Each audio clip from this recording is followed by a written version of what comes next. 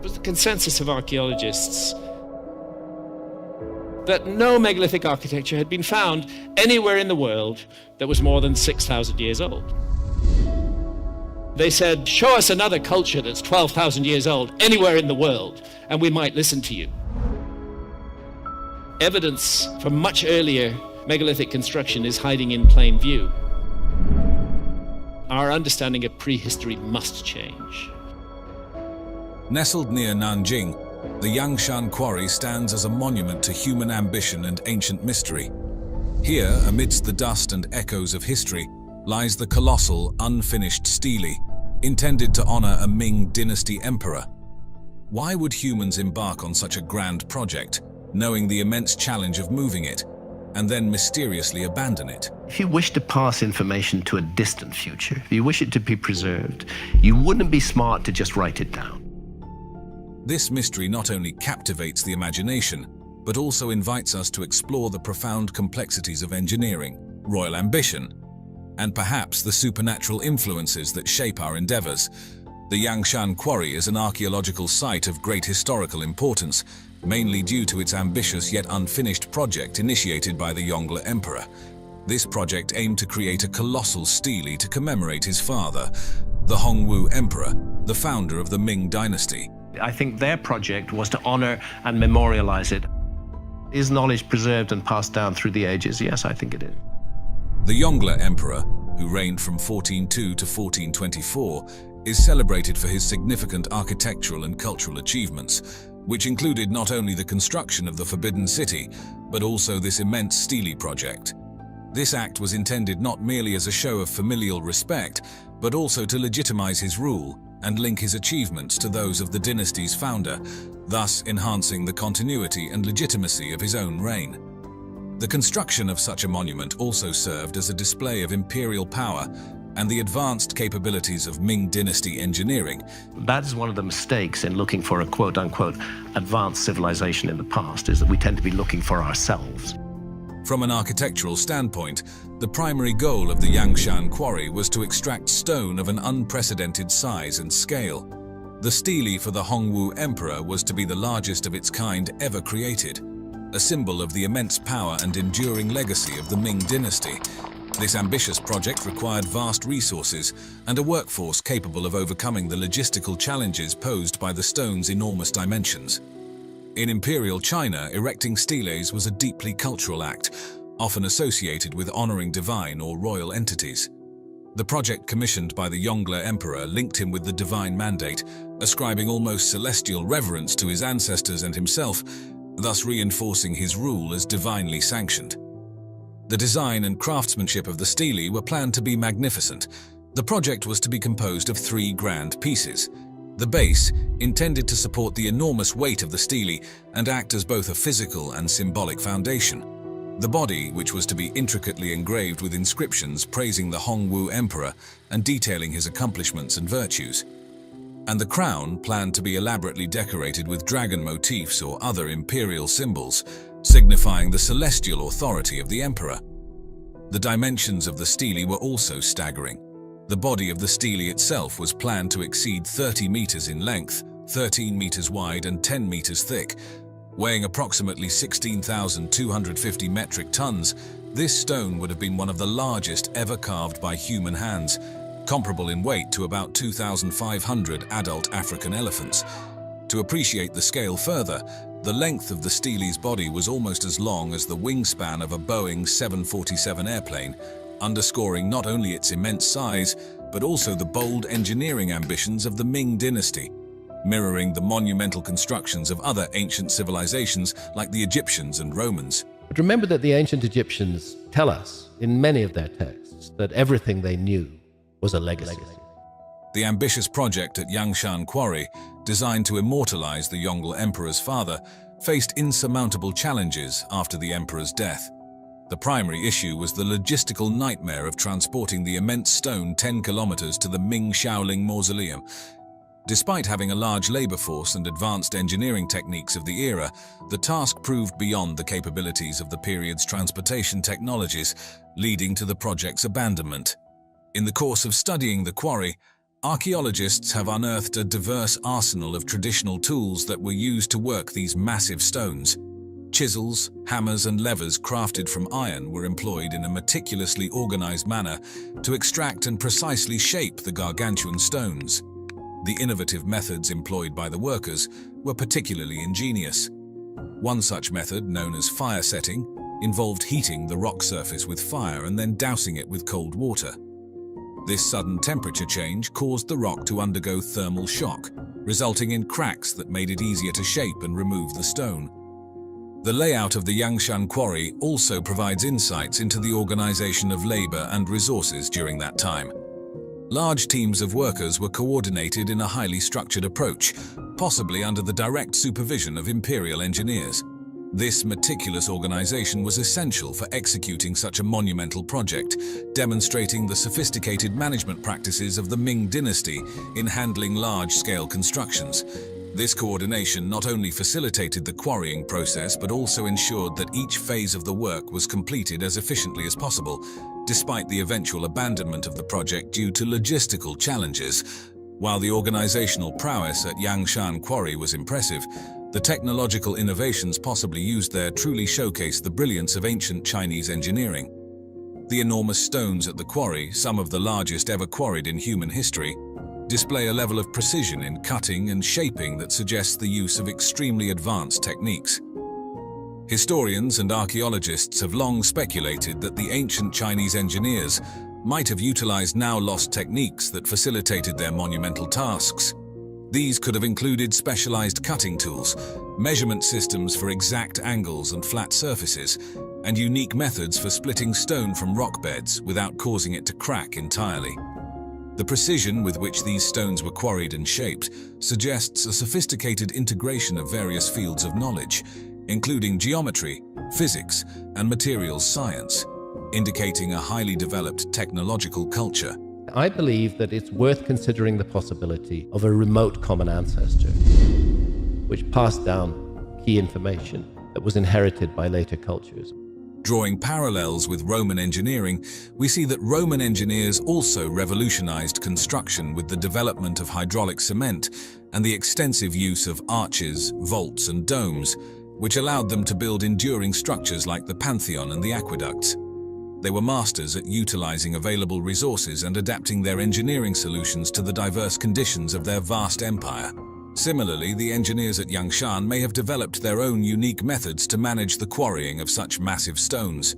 This might have involved the use of intricate lever systems designed to maximize mechanical advantage, or even early forms of cranes which could have been powered by large human teams or possibly by animals.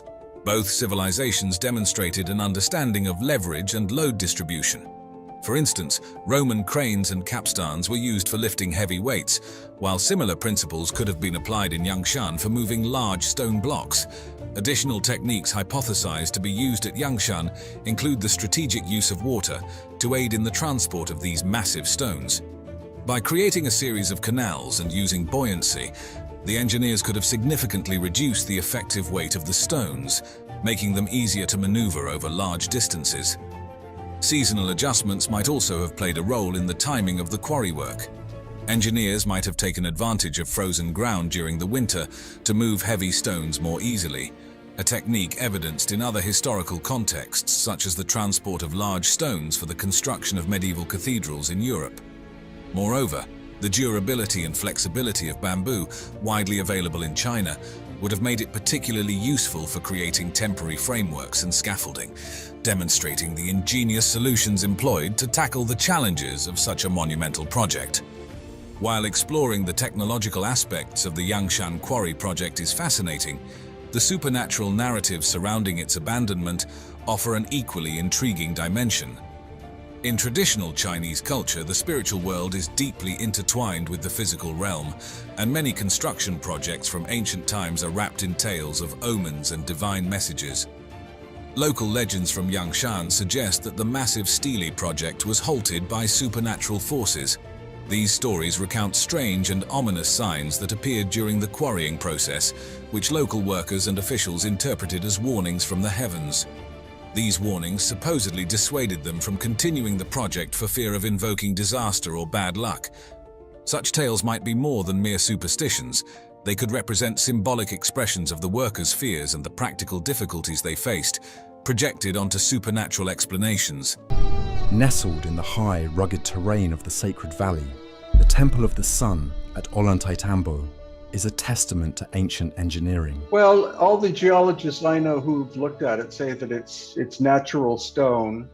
The temple's most striking feature is the Wall of the Six Monoliths, built from enormous stones, each weighing tens of tons. The mystery of how these colossal stones were transported to such an elevated site without modern technology continues to puzzle scientists, historians, and archaeologists.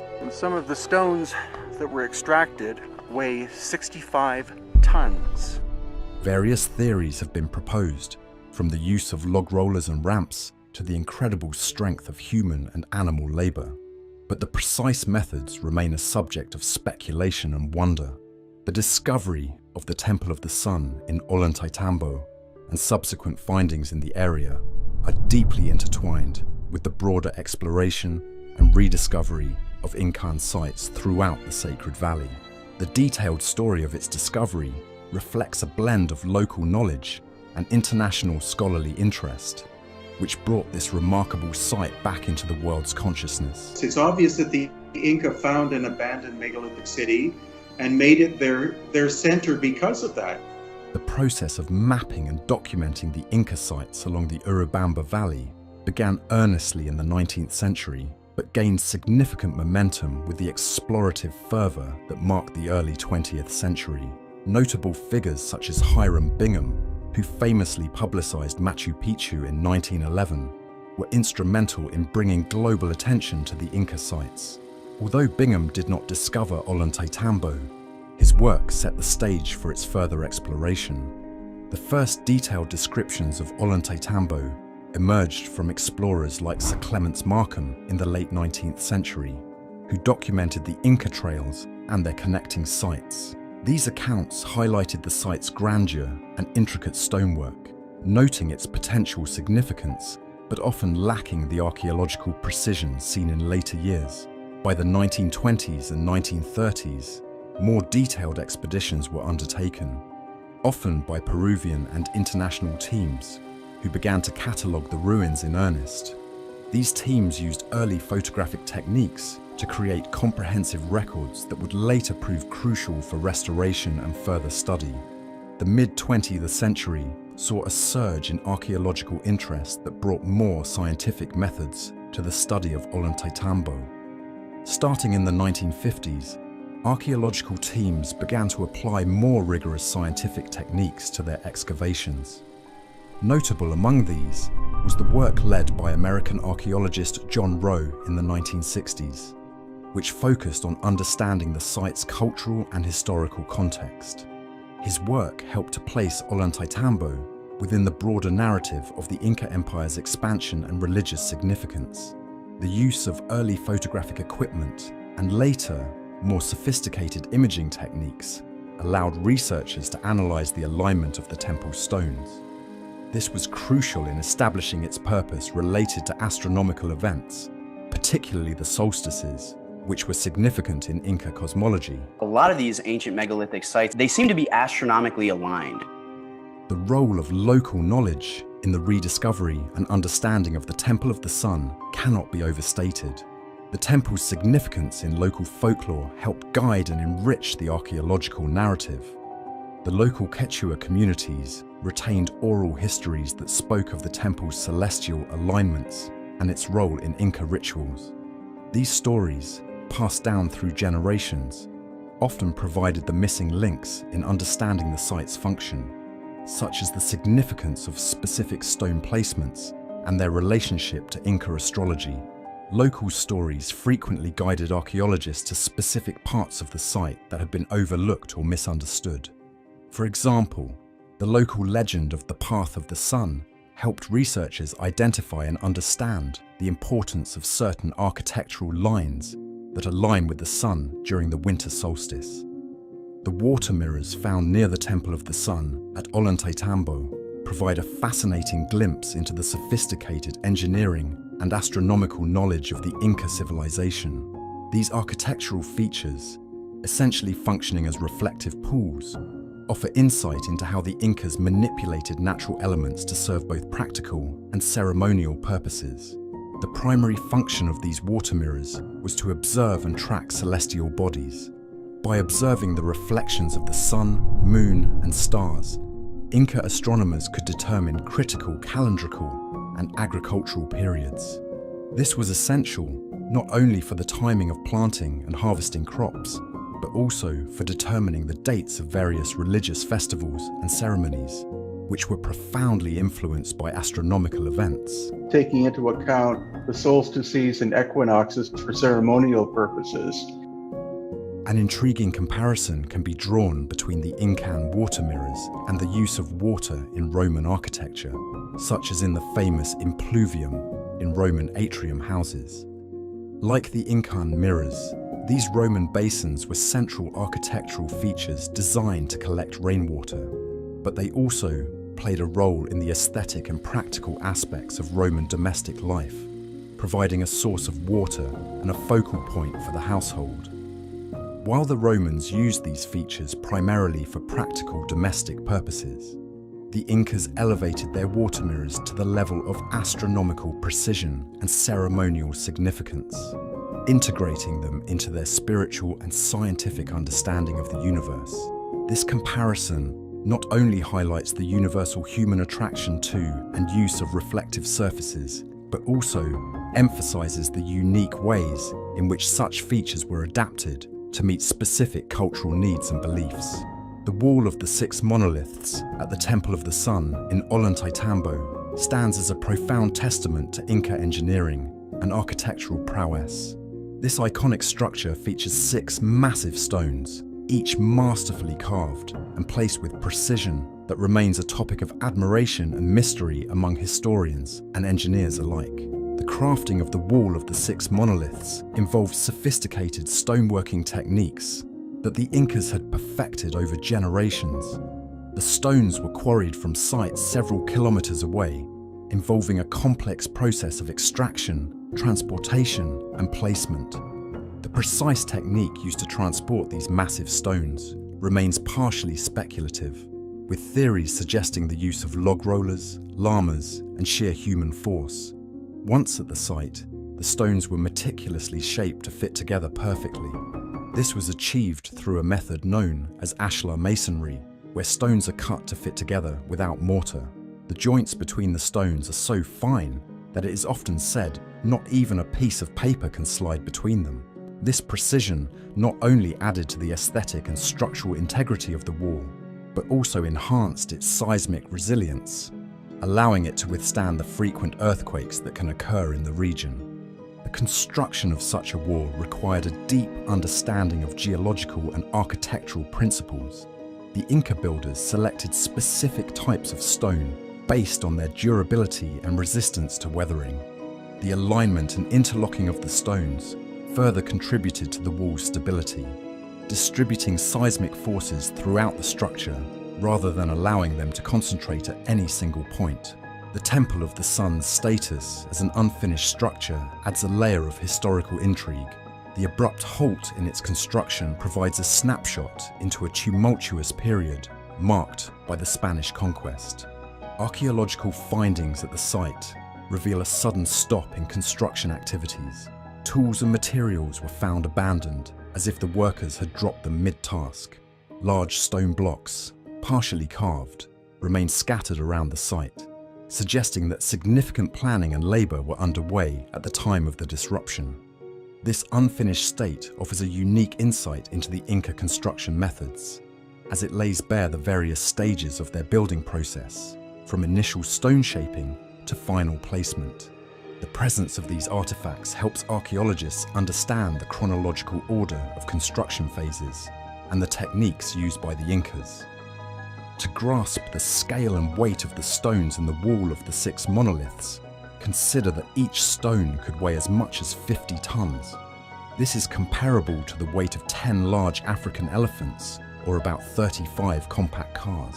The effort to move, carve, and perfectly place each of these stones is akin to modern engineering feats, such as the assembly of massive turbines used in hydroelectric dams, or the construction of heavy concrete structures in earthquake-prone areas.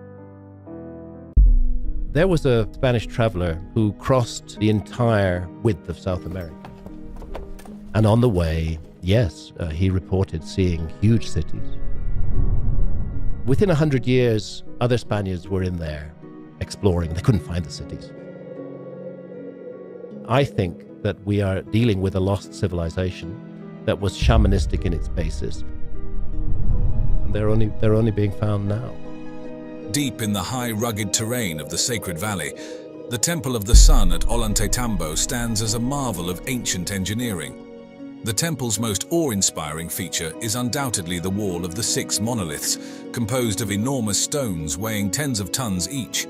The mystery of how these massive stones were transported to such an elevated location without modern technology continues to baffle scientists, historians, and archaeologists alike. Some people think that the answer is extraterrestrial visitors. I don't think that's the answer, but who knows?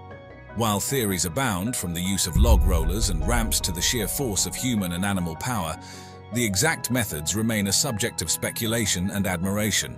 Incredible megaliths there, which archaeology gives entirely to the Incas, even though the Incas themselves recognized and honored the work of predecessors. The discovery of the Temple of the Sun in Ollantaytambo within the Sacred Valley is a proof to the blend of local wisdom and global scholarly interest that has illuminated many Incan sites to the world. This particular site's journey into modern awareness began in earnest during the 19th century and gained significant momentum from the explorative zeal of the early 20th century. Notable figures like Hiram Bingham, known for bringing Machu Picchu to global attention in 1911, played a crucial role in setting the stage for the exploration, even though he wasn't directly involved in its discovery. The first detailed accounts emerged from the efforts of explorers like Sir Clements Markham in the late 19th century. These early explorers documented the Inca trails and their connecting sites, marveling at Ollantaytambo's grandeur and intricate stonework while noting its potential significance. By the 1920s and 1930s, more thorough expeditions were conducted. Both Peruvian and international teams worked to catalogue the ruins using early photographic techniques, which helped to create detailed records that would prove invaluable for both restoration and further study. If you wish to pass information to a distant future, you wouldn't be smart to just write it down. How can we know that our script is going to be readable by any other culture, let's say 10,000 years in the future? The mid-20th century brought a surge of archaeological interest that introduced more scientific methods to the study of this ancient site. Beginning in the 1950s, archaeological teams started applying rigorous scientific techniques to their excavations, notably during the 1960s under the direction of American archaeologist John Rowe. His work was pivotal in contextualizing Ollantaytambo within the broader narrative of the Inca Empire's expansion and religious practices. These teams made significant technological advances, employing early photographic equipment and, later on, more sophisticated imaging techniques to analyze the alignment of the temple's stones. This was especially important for understanding the temple's role in relation to astronomical events, such as the solstices, which held considerable significance in Inca cosmology. On the summer solstice, you're going to see the sun rising far to the north of east. Go there on the winter solstice, you're going to see it far to the south of east. The local Quechua communities also played an essential role in the rediscovery and understanding of the Temple of the Sun. Their oral histories and legends, passed down through generations, spoke of the temple's celestial alignments and its role in Inca rituals. These stories often provided the missing links in understanding the site's function, highlighting the significance of specific stone placements and their relationship to Inca astrology. On many occasions, local stories guided archaeologists to specific parts of the site that had been overlooked or misunderstood. For instance, the legend of the Path of the Sun helped researchers identify and understand the importance of certain architectural lines that align with the sun during the winter solstice, further enriching our understanding of this magnificent site. That advanced civilization emerged out of shamanism itself. Shamans are very observant of the cosmos and of what is going on. Continuing our exploration of Ollantaytambo's fascinating features, let's delve into the marvel of the Wall of the Six Monoliths. This structure is a stunning testament to Inca engineering and architectural skill, comprising 6 massive stones each carved with incredible precision. The craftsmanship is so meticulous that the joints between the stones are practically invisible, often said to be so tight that not even a piece of paper can slide through. The construction process of this wall was no small feat. The Incas employed sophisticated stoneworking techniques honed over generations. The stones, sourced from quarries several kilometers away, required a complex logistical effort to transport. While the exact methods remain a subject of debate among historians, theories include the use of log rollers, llamas, and substantial human labor. Upon arrival at the site, these stones were shaped with great care to fit together seamlessly, using a technique known as ashlar masonry, which involves cutting stones to fit without the need for mortar. This not only enhanced the wall's aesthetic and structural integrity, but also its resilience against the region's frequent earthquakes. Understanding the geological and architectural principles was crucial for the construction of such a structure. The Inca builders meticulously selected types of stone for their durability and resistance to weathering. The strategic alignment and interlocking of the stones added to the wall's stability, effectively distributing seismic forces across the structure rather than concentrating them at any single point. Adding to the mystique of the Temple of the Sun is its status as an unfinished monument. The construction was abruptly halted, marked by a chaotic scene where tools and materials were left scattered around the site. Large, partially carved stone blocks still lie around the site, painting a vivid picture of a sudden and dramatic cessation of work. This snapshot in time provides a unique window into the Inca construction techniques and the meticulous planning that characterized their building processes. Is knowledge preserved and passed down through the ages? Yes, I think it is. To truly appreciate the enormity of the Wall of the Six Monoliths, consider that each stone could weigh as much as 50 tons. This scale is comparable to the weight of 10 large African elephants or about 35 compact cars. Such comparisons not only highlight the ingenuity of the Inca builders, but also help us grasp the sheer scale of their architectural achievements. While exploring the impressive architectural feats of the Incas, another fascinating element at Ollantaytambo is the water mirrors near the Temple of the Sun. These reflective pools serve as a testament to the Incas' refined engineering and deep astronomical knowledge. Crafted to manipulate natural elements for both practical and ceremonial purposes, these water mirrors showcase a profound understanding of the environment. The design of these water mirrors was both ingenious and purposeful. The bases were made of flat, smooth stones polished to a high sheen, enhancing their reflective properties. The edges of the pools were lined with precisely cut stones, ensuring the water remained still and perfectly mirrored the sky above. The primary function of these mirrors was to observe and track celestial bodies, aiding the Incas in determining critical agricultural and calendrical periods. Such observations were vital for the timing of crop plantings and harvests, as well as for setting the dates of various religious festivals and ceremonies. The Incas demonstrated advanced hydraulic skills in constructing these water mirrors. They expertly channeled water from nearby rivers or springs through a complex system of aqueducts, ensuring a continuous flow into the mirrors throughout the year. This capability highlights their profound mastery of water management, which was essential for the functionality of the mirrors. The importance of these water mirrors came to light again in the late 20th century when they were rediscovered during a detailed archaeological survey. Covered by overgrowth and filled with debris for centuries, the mirrors were largely forgotten until the 1990s. Archaeologists using ground-penetrating radar and traditional excavation techniques found anomalies in the soil that led to the uncovering of these structures. Restoring them posed significant challenges. The process involved delicate procedures to clear the vegetation and debris without damaging the ancient stonework. Specialists in stone conservation were tasked with repairing cracks and replacing missing stones, using materials and techniques that matched the original Incan craftsmanship. An interesting parallel can be drawn between these Incan water mirrors and the Roman impluvium, water features central to Roman atrium houses designed to collect rainwater. While both cultures utilized architectural features involving water for practical purposes, the Incas took it a step further by integrating their water mirrors into their spiritual and astronomical practices, significantly differing from the Romans' primarily domestic use. This comparison highlights not only the universal human fascination with reflective surfaces in architecture across different cultures, but also the unique adaptations of such features to meet specific cultural needs and beliefs. Japan is a megalithic culture. Many of the megaliths in Japan have never really been properly studied. This doesn't happen naturally. This is a man-made structure. Unless there's any doubt that it's man-made, let's get up close and look at it. It's made of individual blocks of stone. Having gone to all the work of creating huge megaliths like this, they wouldn't have wasted them. Imagine standing before a vast network of subterranean caverns, extending thousands of square meters deep into the earth, carved from the unique volcanic tuff known as Oya stone. When these caverns at the Oya stone quarry in Utsunomiya were first created, it seemed nearly impossible for humans of that era to shape such an immense and complex structure, yet somehow they did, with nothing more than rudimentary tools and sheer human effort. I want to know what else is going to be found that hasn't been investigated yet at all. We're just touching the edge of a huge mystery. Did this really happen? Or was there more at play here than meets the eye?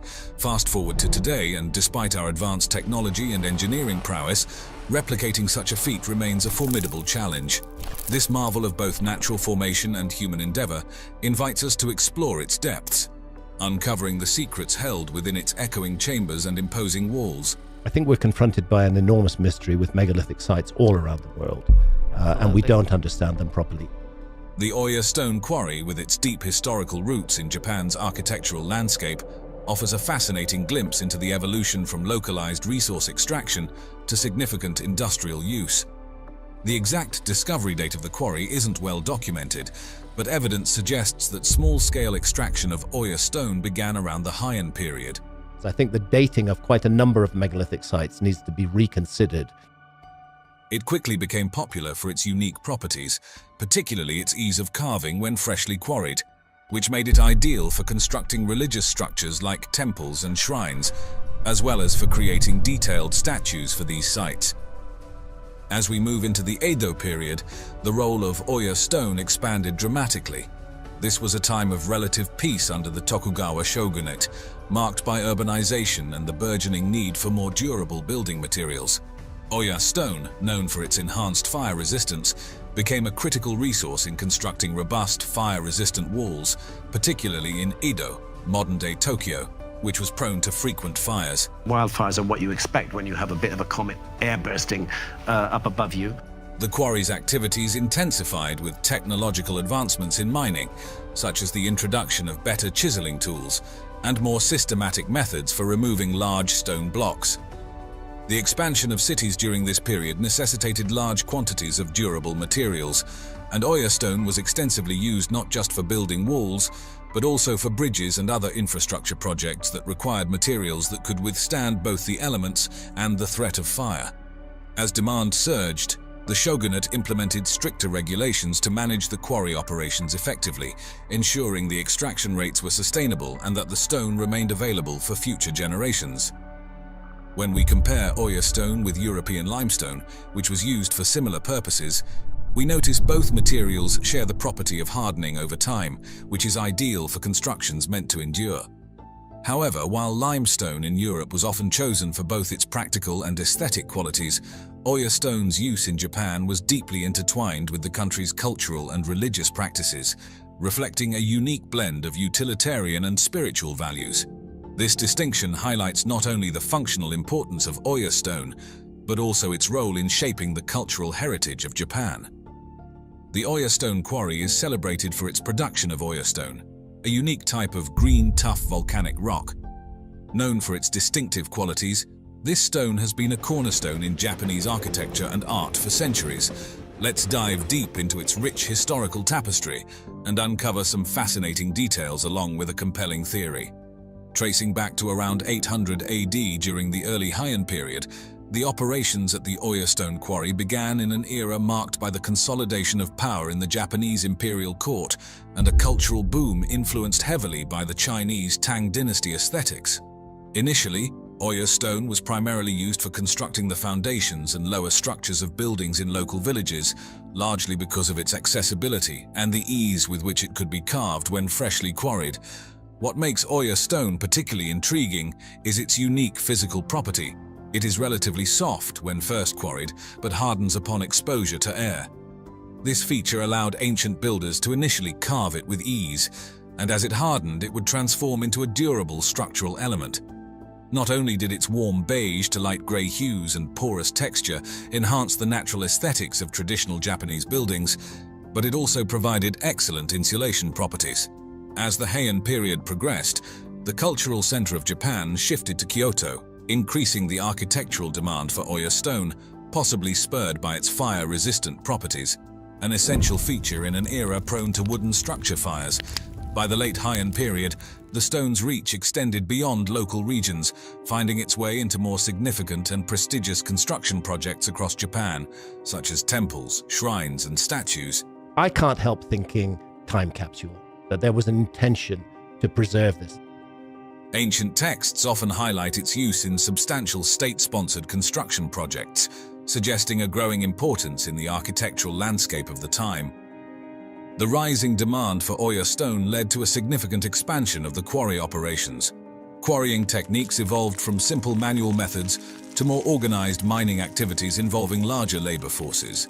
This expansion not only catered to the increasing architectural demands, but also became a focal point for local economic development, providing numerous jobs and contributing to the growth of surrounding communities. An intriguing theory about the Oya stone quarry is that it was discovered and initially developed under the auspices of the imperial family of Japan. This theory suggests that the imperial family might have used the quarry to demonstrate their divine right to rule by constructing temples and palaces with this unique stone. Ancient cultures all around the world preserved a memory of a high civilization. The frequent use of Oya stone in imperial and noble projects during the Heian period supports this theory. The distinctiveness of the stone and the grandeur it imparted to buildings would have symbolized the celestial and exalted status of the emperor, aligning perfectly with the imperial ambitions of the time.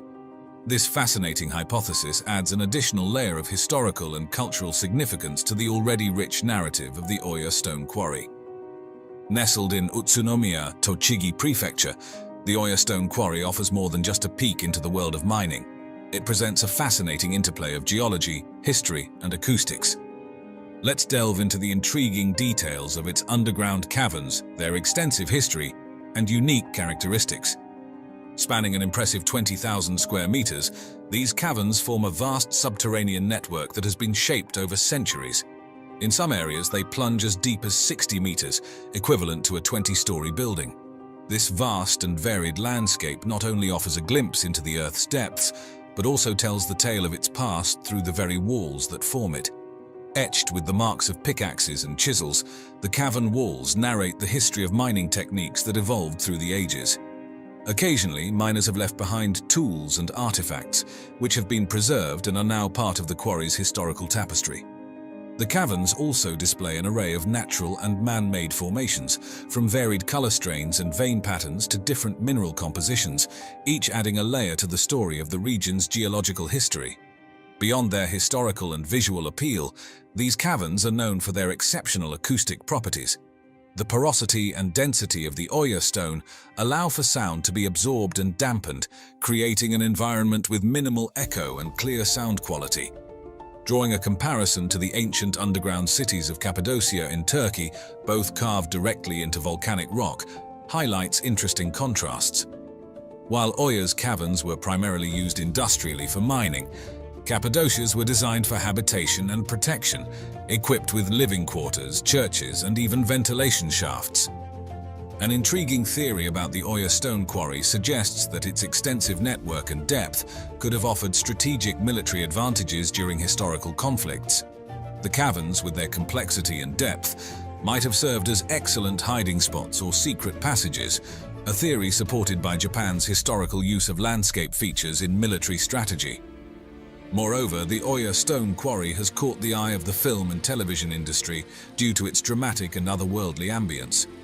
For instance, Martin Scorsese's Silence used the haunting backdrop of the caverns to portray the rugged landscapes of 17th century Japan, enhancing the grim atmosphere of the story. While not actually filmed at the quarry, the scenes within the fortress-like environments of Inception evoke a similar monumental scale and maze-like interiors that one can associate with the Oyo Stone Quarry's vast network. Something drove the builders of the Great Pyramid to go to a very great additional trouble, not only to create this massive, imposing monument, but also to lock it on to true north, and then other things, to incorporate into its dimensions the dimensions of our planet. The Serapeum of Saqqara is located in the vast Saqqara necropolis, an ancient burial ground about 30 kilometers south of modern-day Cairo, Egypt. This necropolis is renowned for its numerous pyramids, most notably the famous Step Pyramid of Djoser. The Serapeum itself is situated within this expansive complex, specifically nestled in the desert sands to the west of the Pyramid of Djoser. This location is significant due to its proximity to these monumental structures, adding to the historical and cultural richness of the area.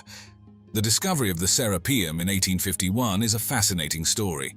It was unearthed by the French Egyptologist Auguste Mariette, who originally traveled to Egypt with the intent of collecting Coptic manuscripts for the Louvre. However, he quickly became captivated by the country's ancient monuments. Mariette's discovery of the Serapeum was rather serendipitous. While exploring the area, he noticed the head of a sphinx protruding from the sand. Intrigued, he began excavating and soon uncovered an entire avenue of sphinxes that led to the underground galleries of the Serapeum. The Serapeum of Saqqara stands as an architectural wonder, nestled within the vast Saqqara necropolis, approximately 30 kilometers south of modern-day Cairo. This ancient burial ground is famous for its numerous pyramids, including the renowned Step Pyramid of Djoser. The Serapeum itself is situated in the desert sands to the west of this iconic pyramid. Designed to house the sacred Apis bulls, revered as manifestations of the god Ptah and later Osiris Apis, the Serapeum consists of an extensive network of underground tunnels and burial chambers. Marking the entrance to the Serapeum is a long avenue lined with sphinx statues, similar in style to those found in Luxor's Avenue of Sphinxes. These sphinxes, believed to have been added during the Ptolemaic period, reflect the blend of Greek and Egyptian cultures. Entering the Serapeum, one would pass through what was once a grand entrance secured by massive stone doors, now removed or destroyed. This entrance demonstrates the Egyptians' ability to manipulate large stone blocks with precision. The removal of these doors has left the tunnels exposed to the elements, making conservation efforts crucial for preserving this historic site. The underground galleries of the Serapeum are its most striking and extensive feature. These galleries, arranged in a rectangular layout with side chambers cut into the rock, extend for several hundred meters. Each side chamber was meticulously designed to house a sarcophagus, reflecting the site's importance through its methodical precision. Hewn from solid limestone bedrock, these galleries showcase immense engineering skill, especially considering the limited tools available at the time. Originally lit by oil lamps or torches, the dim lighting within these galleries adds to their mysterious ambience. Among the most impressive aspects of the Serapeum are the massive sarcophagi housed within its chambers. Each sarcophagus, carved from a single block of stone such as granite, basalt or limestone, is a marvel of ancient craftsmanship. Some weigh over 70 tons and measure up to 4 meters in length, raising questions about how these enormous stones were transported and positioned within the narrow confines of the underground chambers. The precision of their craftsmanship, with smooth surfaces and accurate dimensions, is comparable to that seen in the construction of the Great Pyramid of Giza, indicating a continuity of advanced engineering skills over centuries. The walls of the Serapeum are richly adorned with hieroglyphic inscriptions and carvings, detailing the burial rites of the Apis bulls and the religious rituals associated with their worship. These inscriptions also mention the pharaohs who ordered the construction of the galleries and the burial of the bulls, providing valuable historical context. The decorations include depictions of gods and goddesses, scenes of offerings, and symbolic motifs like the Ankh, symbolizing life, and the Jed pillar, symbolizing stability. An interesting comparison can be made between the Serapeum of Saqqara and the catacombs of Rome. Both are extensive underground burial complexes, but while the Serapeum was dedicated to the sacred bulls, the catacombs were used for human burials, primarily by early Christians. The construction and transportation of the massive sarcophagi in the Serapeum have long intrigued historians and archaeologists. Several theories have been proposed to explain these feats. One widely accepted theory is that the ancient Egyptians used a system of ramps to transport the massive stone blocks from quarries to the construction site. These ramps could have been straight, zigzagging, or spiral, depending on the terrain and the specific requirements of the project. Another theory suggests that the stones were moved using wooden rollers and sledges. Workers would place the stone blocks on sledges and drag them over a series of logs, lubricated with water or oil to reduce friction. This method is supported by depictions in ancient Egyptian art, showing workers transporting large statues and blocks in this manner. Some researchers believe that lever and pulley systems might have been used to lift and position the sarcophagi within the underground chambers. Though no direct evidence of such devices has been found, the concept aligns with the known mechanical ingenuity of the ancient Egyptians. The most straightforward explanation involves sheer human labor. Teams of workers, possibly numbering in the hundreds, could have coordinated their efforts to move the stones using ropes, sledges, and manual force. Another fascinating structure near the Serapeum is the Step Pyramid of Djoser, an architectural marvel located in the Saqqara necropolis, about 30 kilometers south of modern-day Cairo. Saqqara served as the burial ground for the ancient city of Memphis, the capital of Egypt during the Old Kingdom. The pyramid stands prominently within this vast necropolis, surrounded by numerous tombs and other pyramids, making it a central feature of the area. The Step Pyramid of Djoser was rediscovered in the 19th century by European explorers. However, it was the French Egyptologist Jean-Philippe Lauer who carried out systematic excavation and study beginning in the 1920s. Lauer's extensive research and restoration efforts over several decades significantly enhanced our understanding of the pyramid's construction and historical significance. This pyramid is notable for being the first colossal stone building in Egypt, marking a significant evolution in pyramid construction. Built during the 3rd dynasty for Pharaoh Djoser by his architect Imhotep, who is often credited as the first known architect in history, the pyramid consists of 6 mastaba-like structures stacked on top of each other, each decreasing in size as they ascend, giving it its distinctive stepped appearance. Originally standing approximately 62 meters tall with a base measuring 109 meters by 121 meters, the pyramid has slightly reduced in height over time due to erosion. The core of the pyramid is made from rough, small limestone blocks, while the outer casing was constructed from fine Tura limestone, which gave the pyramid a smooth, bright appearance. This construction represents a significant technological advancement from earlier mud brick mastabas to large-scale stone architecture. Beneath the pyramid lies a vast labyrinth of tunnels and chambers. The central burial chamber, located at the bottom of a 28-meter shaft, was constructed from granite and intended to house the sarcophagus of Pharaoh Djoser. The underground network includes more than 5.5 kilometers of corridors designed to thwart grave robbers, with many passages decorated with blue faience tiles intended to imitate reed matting. Surrounding the pyramid is a massive limestone enclosure wall that measures 10.5 meters high and encloses an area of about 15 hectares. This wall is punctuated by 14 gates, though only one of them is functional. Within the enclosure there is a large courtyard known as the Heb Sed Court, used for the Heb Sed Festival, a jubilee celebration that renewed the king's reign and powers. Adjacent to the north side of the pyramid is the funerary temple, where rituals and offerings were made to honor the deceased pharaoh. A small sealed chamber called a serdab, located near the pyramid's north face, contains a life-sized statue of Djoser, with 2 small holes through which the statue could see the rituals performed in his honor. The Step Pyramid of Djoser is considered the earliest colossal stone structure in Egypt, and the first pyramid ever built, marking a revolutionary leap in architectural techniques. Imhotep, the architect of the pyramid, was later deified as a god of wisdom and medicine, with his contributions to architecture and medicine highly revered in later periods of Egyptian history. The Step Pyramid set the precedent for future pyramid construction in Egypt, influencing the design of smooth-sided pyramids like those found at Giza. The Hebsed court within the mortuary complex was used for a festival that renewed the pharaoh's power, celebrated after 30 years of a king's reign and every 3 years thereafter. The extensive subterranean network and the design of the pyramid itself were aimed at protecting the pharaoh's burial and deterring tomb robbers.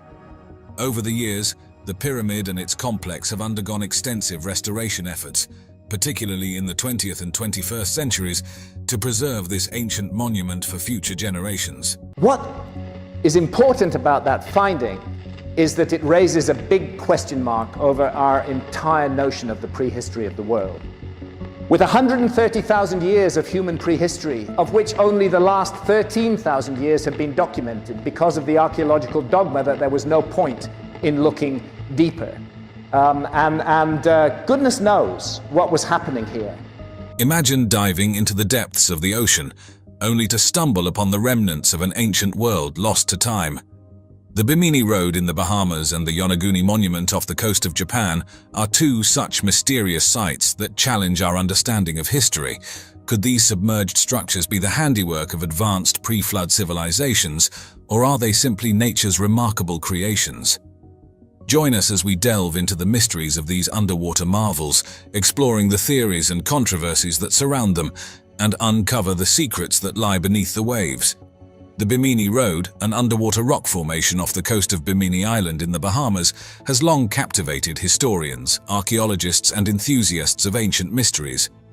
This intriguing formation is often linked to the legend of Atlantis and is thought by some to be evidence of an advanced pre-flood civilization. The Bimini Road consists of a series of rectangular limestone blocks that appear to be deliberately placed, creating what looks like a road or wall beneath the ocean's surface. The Bimini Road was first discovered in 1968 by a team led by Dr. J. Manson Valentine, a marine biologist and archaeologist. During an underwater expedition near North Bimini Island, Dr. Valentine, along with Jacques Mayol and Robert Angove, documented the formation, noting its peculiar arrangement and the striking regularity of the stone blocks. Dr. Valentine published his findings, describing the Bimini Road as a structure consisting of large, flat, rectangular stones, some measuring up to 4 meters in length. The stones were arranged in a linear fashion, forming a path approximately 800 meters long. This arrangement led to speculations about its origin and purpose. The Bimini Road is composed primarily of limestone, a common sedimentary rock in the region. The blocks are roughly rectangular and vary in size, with some measuring as large as 4 meters in length, 3 meters in width, and 1 meter in thickness. The stones are arranged in a haphazard yet seemingly deliberate pattern, leading to theories that they were placed by human hands rather than formed through natural processes. Several theories have been proposed to explain the origin and purpose of the Bimini Road. Some geologists argue that it is a natural formation, resulting from the erosion of beach rock. They suggest that the rectangular blocks are a product of natural processes, such as the fracturing and erosion of limestone by wave action and tidal forces. This theory posits that the formation is an example of beach rock, a type of limestone that forms in the intertidal zone.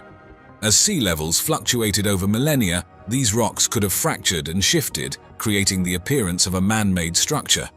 On the other hand, some researchers believe that the Bimini Road could be the remains of an ancient harbor or breakwater, constructed by an advanced pre-Columbian civilization to serve as a docking area for boats or ships. The most famous and controversial theory links the Bimini Road to the lost city of Atlantis. Proponents of this idea argue that the formation is evidence of a highly advanced civilization that existed before a catastrophic flood event. This theory was fueled by Edgar Cayce, a renowned American psychic, who predicted that remnants of Atlantis would be found near Bimini in the late 1960s. Since its discovery, the Bimini Road has been the subject of numerous investigations and research expeditions. In the early 1970s, British researcher Harold Wilkins conducted dives and studies at the site, reporting additional stone structures and artifacts that further fueled speculation about its origins. Around the same time, Dr. Dmitry Rebikov, a pioneer in underwater photography, captured extensive photographic evidence of the formation, providing detailed visual documentation that aided in the analysis and interpretation of the site. In recent decades, Advanced technologies such as sonar mapping and underwater excavation have been employed to study the Bimini Road. These surveys have provided more detailed information about the formation's dimensions, composition, and alignment. Geological studies have focused on analyzing the limestone blocks and the surrounding seabed, with researchers seeking to determine whether the stones were naturally formed or shaped by human activity. Despite ongoing research, the Bimini Road remains a topic of controversy and debate. Many scientists and archaeologists remain skeptical of the claims that the formation is man-made, arguing that the evidence points more convincingly toward a natural geological formation.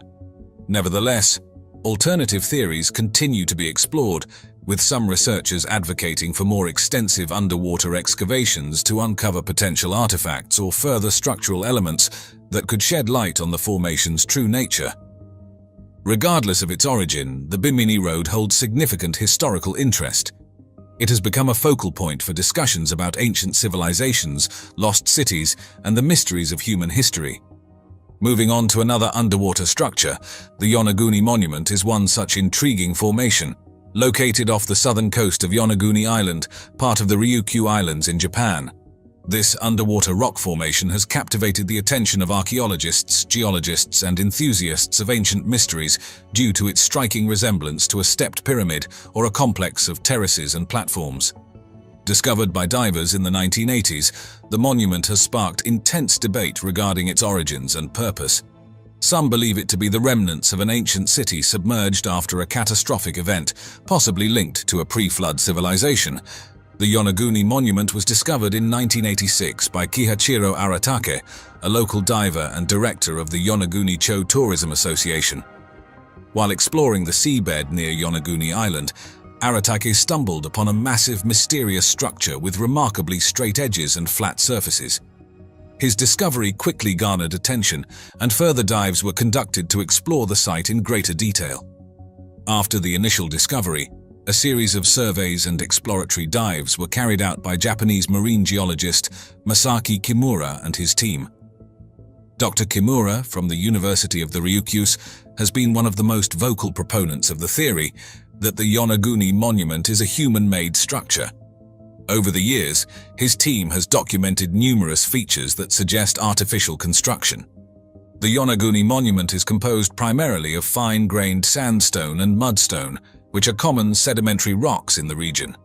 The formation is notable for its geometric shapes, including flat terraces, right-angled corners, and straight walls. The structure measures approximately 150 meters in length, 40 meters in width, and 27 meters in height.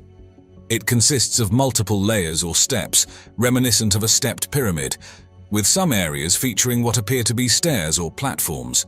The monument includes large, flat terraces, some connected by what look like staircases, varying in size and elevation to create a stepped appearance. Additionally, some parts of the monument feature depressions and channels resembling water basins or pools, leading to speculation about their potential use in ancient times. Certain sections include upright stone pillars and walls with sharp angles, which further contribute to the theory of human intervention. The origins and purpose of the Yonaguni Monument have been the subject of much debate and speculation. Some geologists argue that the monument is a natural formation, resulting from tectonic activity and natural erosion processes. They suggest that the geometric shapes are a result of the natural fracturing and weathering of the sandstone. The formation's straight edges and flat surfaces could be attributed to the natural jointing of sandstone, where vertical and horizontal fractures create block-like structures that resemble human-made features. On the other hand, proponents of the human-made theory, such as Dr. Masaki Kimura, believe that the monument is the remains of an ancient civilization that existed more than 10,000 years ago. They argue that the precise angles and regular shapes are unlikely to have been formed solely by natural processes. This theory posits that the Yonaguni Monument was part of a city or complex submerged after a catastrophic event, such as a massive earthquake or rising sea levels at the end of the last ice age. Some researchers have also explored the possibility that the Yonaguni Monument is connected to local legends and myths. The Ryukyu Islands have a rich folklore that includes stories of ancient civilizations and sunken cities. Since its discovery, the Yonaguni Monument has been the focus of numerous investigations and research efforts. Extensive diving expeditions have been conducted to map and document the monument. Divers have used underwater photography and videography to capture detailed images of the structure. Advanced technologies, such as 3D modeling and sonar mapping, have been employed to create detailed digital representations of the monument, helping researchers analyze its features and structure. Geological studies have focused on analyzing the composition and formation of the sandstone and mudstone. Researchers aim to determine whether the features observed could be attributed to natural geological processes or human activity. Studies of erosion patterns and sediment deposition have been conducted to understand the natural forces that may have shaped the monument. Researchers have also explored the historical and cultural context of the Ryukyu Islands to find potential connections between the Yonaguni monument and ancient civilizations. Examining artifacts and other archaeological sites in the region, the Yonaguni monument remains a topic of controversy and debate within the scientific community. Many geologists and archaeologists are skeptical of the claim that the monument is a human-made structure. They argue that the evidence points more convincingly toward a natural geological formation and caution against drawing conclusions without more definitive proof.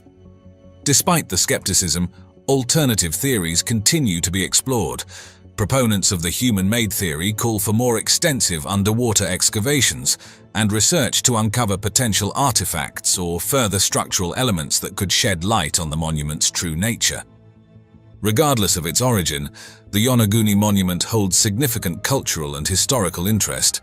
It has become a focal point for discussions about ancient civilizations, lost cities, and the mysteries of human history. Well, hello from the Giant's Causeway on the north coast of Northern Ireland, where we have some incredible breaking news for you. Unconfirmed reports that the giant Finn McCool has gone into winter hibernation. There was the unmistakable sound of snoring coming from within the mountain. Through the winter time, of course, he's hibernating. Sure, don't all mythological creatures hibernate through the winter? Did ancient giants once roam the rugged coasts of Northern Ireland, meticulously constructing what we now admire as the Giant's Causeway? This stunning formation, comprising thousands of interlocking basalt columns, captivates with its geometric perfection and mystifying origins. They're finding these giant geometrical earthworks and evidence of very large populations. While scientific explorations attribute these awe-inspiring structures to volcanic activities, local legends and ancient tales suggest otherwise, hinting at colossal figures sculpting this landscape. I have heard more stories about giants, and I have found that there is support for this. As we delve deeper, parallels with other enigmatic megalithic sites, such as the colossal Baalbek stones, stir the imagination. This is called the Trilithon. Each of these 3 blocks weighs 900 tons. Could there be a grain of truth to these myths? Join us as we explore the blurred lines between myth and geology at the Giant's Causeway, a place where history and folklore dance delicately on the edges of reality. Nestled on the rugged northeast coast of Northern Ireland in County Antrim, the Giant's Causeway is a breathtaking natural wonder, celebrated not only for its geological uniqueness, but also for its deep roots in local mythology. This is biology. The size of these creatures it's staggering. Formed from a volcanic fissure eruption some 50 to 60 million years ago, during the Paleocene epoch, the causeway consists of roughly 40,000 interlocking basalt columns. These columns are predominantly hexagonal, although there is a fascinating variety in their shapes, with some exhibiting 4, 5, 7, or even 8 sides. This variety adds a unique character to the causeway's overall appearance, making it a subject of interest not only for tourists, but also for geologists and nature enthusiasts. The allure of the Giant's Causeway is magnified by the legendary tales of Finn McCool, or Fionn MacCumhale, a giant renowned for his strength and wisdom, who is said to have called the Antrim coast his home. According to Gaelic mythology, Finn was once challenged by the Scottish giant Benandonna. Rather than shrink from this daunting adversary, Finn constructed the causeway across the North Channel as a means to meet his foe without the peril of the sea. Finn started throwing boulders into the sea, creating a rocky bridge where Benandonna resided. This act of engineering is depicted as a monumental feat, showcasing Finn's resourcefulness and might. The tales take a humorous turn when Finn, realizing Benandonna's imposing size, relies on his wife Una's cunning to save him. She disguises Finn as a baby, and when Benandonna sees the size of the infant, he flees in terror, destroying the causeway behind him to prevent pursuit. If that was the size of the baby, just how huge was the father? This clever twist not only highlights the wit often celebrated in Irish folklore, but also underlines the cultural significance of storytelling in understanding and preserving history.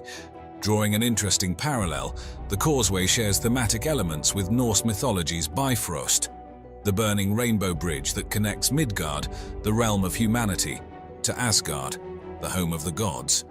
Both structures, whether connecting lands or realms, symbolize significant passageways in their respective mythologies, embodying themes of challenge and transition. Today, the Giant's Causeway stands as a major tourist destination, attracting visitors from around the world who seek to immerse themselves in its natural beauty and legendary tales. It plays a pivotal role in the cultural heritage of Northern Ireland, embodying a blend of humor, bravery, and cleverness, key traits cherished in Irish folklore. The enduring popularity of these legends ensures that the mythical and natural heritage of the Giant's Causeway continues to inspire awe and pride, bridging the gap between the past and the present. The Giant's Causeway, steeped in local myth, gradually made its mark on the broader European consciousness of natural wonders thanks to Sir Richard Bulkeley's pivotal 1692 presentation to the Royal Society. This presentation marked the inception of the scientific exploration that would span centuries, exploring the intriguing natural formation on the northeast coast of Northern Ireland.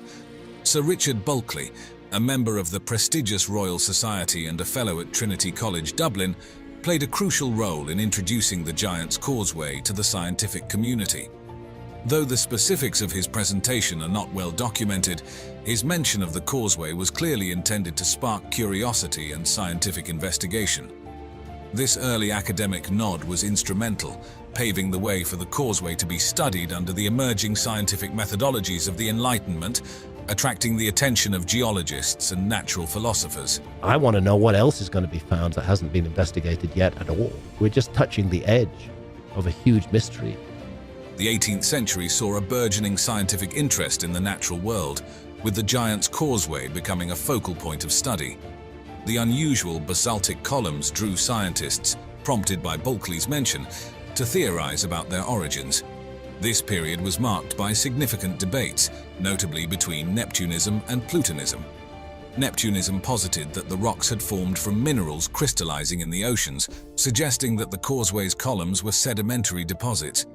In contrast, Plutonism argued these structures were the result of volcanic activity, where molten basalt cooled and contracted to form the hexagonal columns. Championed by James Hutton in the late 18th century, Plutonism eventually won out and is now the accepted explanation for the formation of the Giant's Causeway. Turning our gaze to a similar marvel, Fingal's Cave on the Scottish island of Staffa offers a compelling parallel to the Giant's Causeway.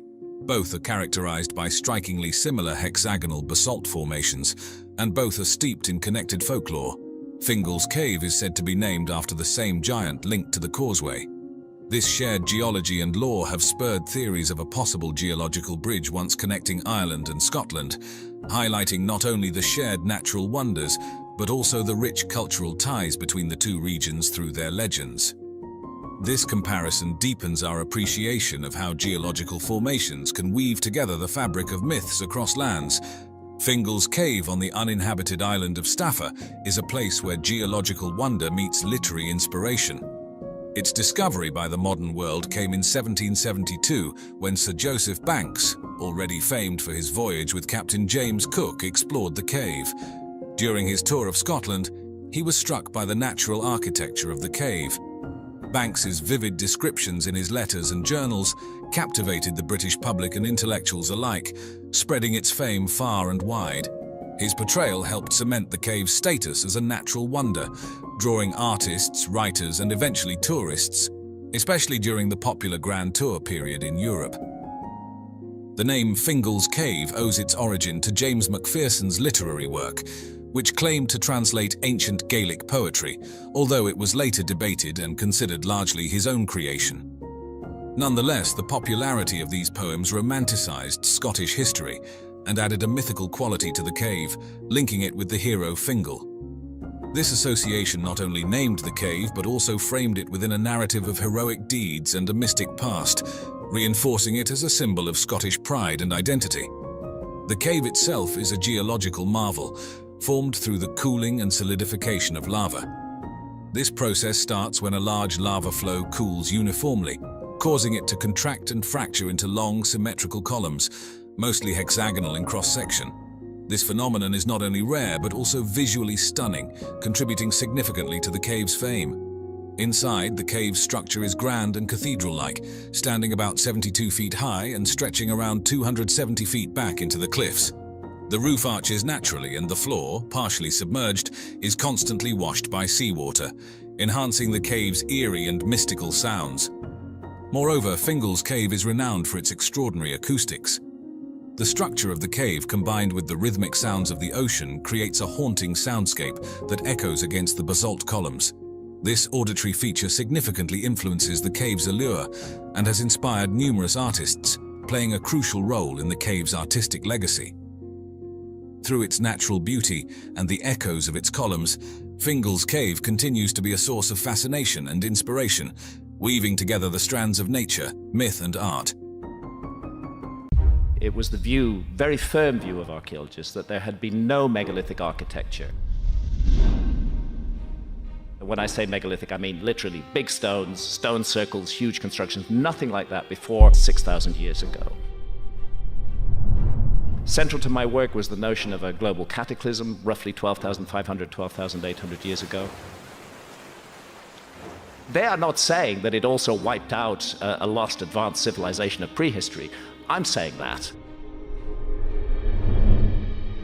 In the heart of Lebanon's Bekaa Valley lies an ancient wonder that defies the sands of time, the Baalbek Temple Complex. This is Baalbek in the Lebanon. Each of these 3 blocks weighs 900 tons. Home to some of the largest and most mysterious stone blocks ever used in construction, these colossal remnants of the Roman Empire's grandeur weigh as much as 1,650 tons each, more than an entire fleet of blue whales. How these stones were transported and precisely set into place remains one of history's most captivating puzzles. I don't know how they did it. All I know is they did it. I don't think anybody knows how they did it, how they lifted those stones, how they brought them up to that level. Join us as we delve into the enigmatic world of Baalbek, where ancient engineering meets modern curiosity, challenging everything we thought we knew about human ingenuity. A Roman site for sure, but what about this bizarre enclosure wall that surrounds it? Nestled in the fertile Bekaa Valley of Lebanon, the ancient site of Baalbek is a testament to architectural and cultural grandeur spanning thousands of years. Known as Heliopolis during the Hellenistic period, Baalbek's journey began as a modest Phoenician town named Baalath, dedicated to the worship of Baal, a god associated with the sun and storms, pivotal to the agricultural rituals of its people. The transformation of Baalbek accelerated following its conquest by Alexander the Great in 334 BC. Under Alexander, the city absorbed Greek cultural and architectural elements, emblematic of his broader strategy to fuse Greek and local traditions across the regions he conquered. This Hellenistic influence set the stage for Baalbek's later architectural evolution under the Romans, who saw the city's strategic and religious potential. What archaeologists say, they found they could move 900-ton blocks, but 1,000 tons was too much for them. Roman architects and engineers embarked on an ambitious construction agenda in the 1st century BC, which saw Baalbek grow into a grand ceremonial center. The centerpiece was the Temple of Jupiter, one of the largest temples in the Roman Empire, featuring 54 massive granite columns, each standing 70 feet tall. Today, only 6 of these majestic columns remain, but they continue to dominate the landscape, offering a window into what was an architectural marvel of the ancient world. Nearby, the Temple of Bacchus stands as a testament to Roman decorative art and architectural detail, with its well-preserved carvings depicting mythological scenes and festivities. Not far from these, the Temple of Venus showcases a unique circular design, breaking from traditional Roman architectural norms and highlighting a syncretic blend of Roman and local religious practices. Baalbek's construction feats, especially the transportation and placement of massive limestone blocks, draw parallels with other ancient marvels like the Egyptian pyramids and Stonehenge, showcasing the Romans' advanced engineering techniques. Look at the famous King's Chamber. Its walls and its ceiling of the King's Chamber are all made with gigantic blocks. The site was not just an architectural statement, but also a cultural hub, attracting pilgrims and spectators from across the empire to its religious festivals and games, blending Roman and local traditions in grand displays of public celebration. In comparison to other monumental Roman sites like the Pantheon in Rome, Baalbek stands out for its scale and the complexity involved in erecting such gigantic structures far from the Roman heartland. The Pantheon, with its massive dome and oculus, reflects similar ambitions in Roman architectural prowess, but in a vastly different urban setting.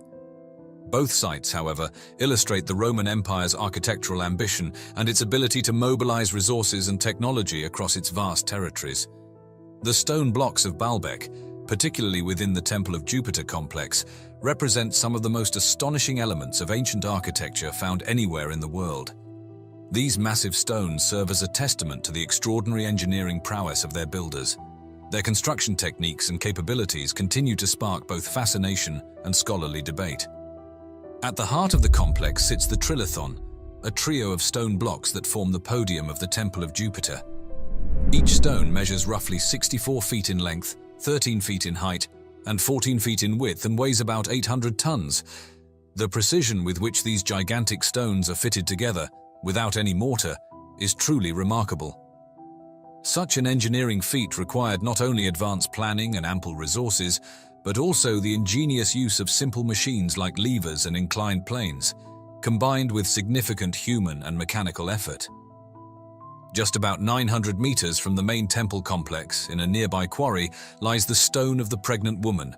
The quarry contains a number of very large blocks that were never transported. This monolith, approximately 69 feet long and weighing around 1,000 tons, has never been moved from where it was originally cut. The stone's name comes from a local legend suggesting that touching the stone can ensure a safe and easy delivery for pregnant women, highlighting the cultural and superstitious significance these ancient stones hold within local folklore. In 2014, an even larger stone was unearthed in the same quarry. Why only recently excavated? Because the whole site was covered in sedimentation. At 64 feet in length and estimated to weigh about 1,650 tons, it stands as the largest known stone ever carved by human hands. This discovery significantly expanded our understanding of the capabilities of ancient engineers and their technological advancements.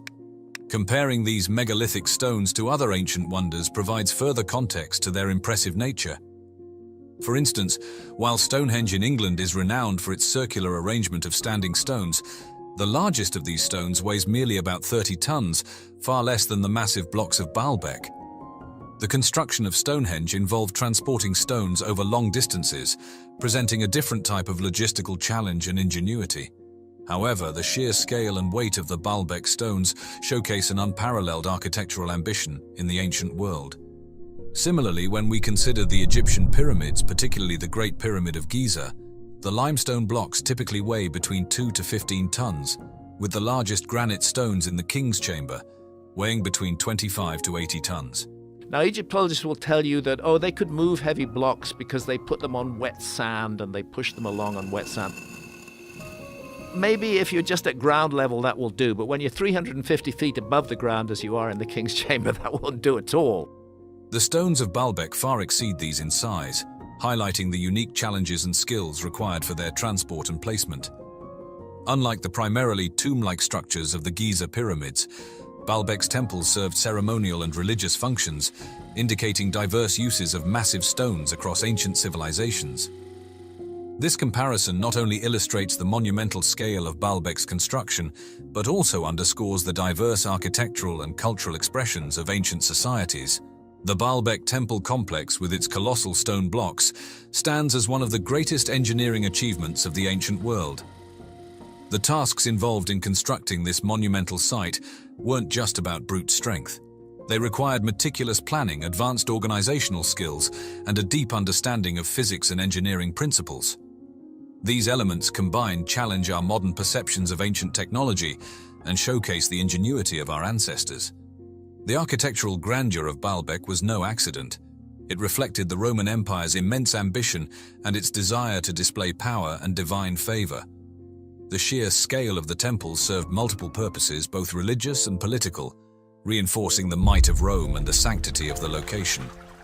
This complex was designed to awe and affirm the presence of Roman authority in the region. The transportation of the massive stones is believed to have been primarily conducted using rollers made from large tree trunks, with the stones themselves placed on sledges. These sledges, acting as platforms, helped distribute the weight of the stones and prevented the rollers from sinking into the ground.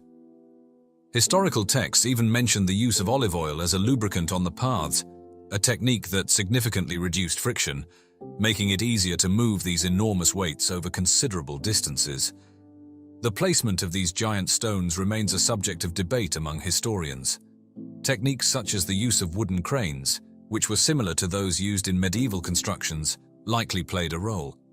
These cranes, utilizing ropes, pulleys, and possibly treadwheels, would have amplified the force exerted by humans or animals. Another plausible technique involved constructing large earth ramps, which would have provided a gradual incline to drag the stones into their precise positions. Lever systems, employing long wooden beams to lift and position stones, might have also been used, requiring less material than ramps, but a greater understanding of leverage mechanics. Drawing parallels, the construction techniques theorized for Baalbek closely resemble those hypothesized for the building of the Egyptian pyramids, particularly the Pyramid of Giza. Like Baalbek, the transportation of the pyramid stones likely involved sledges and possibly rollers, with the use of water as a lubricant depicted in ancient Egyptian wall paintings. For lifting, the Egyptians are believed to have utilized a combination of ramps and lever systems.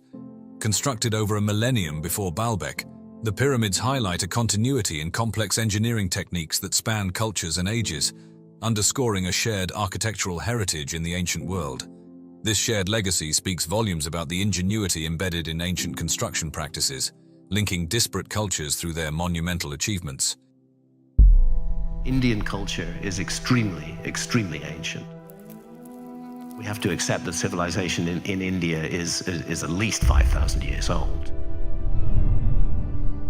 That is one of the mistakes in looking for a quote-unquote advanced civilization in the past, is that we tend to be looking for ourselves. Whereas it's possible for a civilization to be advanced in other ways. Could the astonishing Kailasa temple at the Ellora Caves, carved meticulously from a single massive rock, truly be the work of mere mortal hands? There is a particular seal that has survived, and it shows a figure which is recognizable as the god Shiva.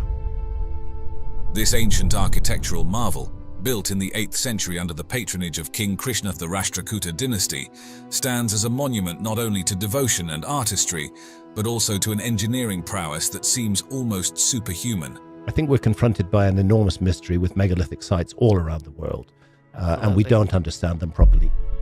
With its elaborate carvings and grand scale, the Kailasa temple has sparked a captivating debate.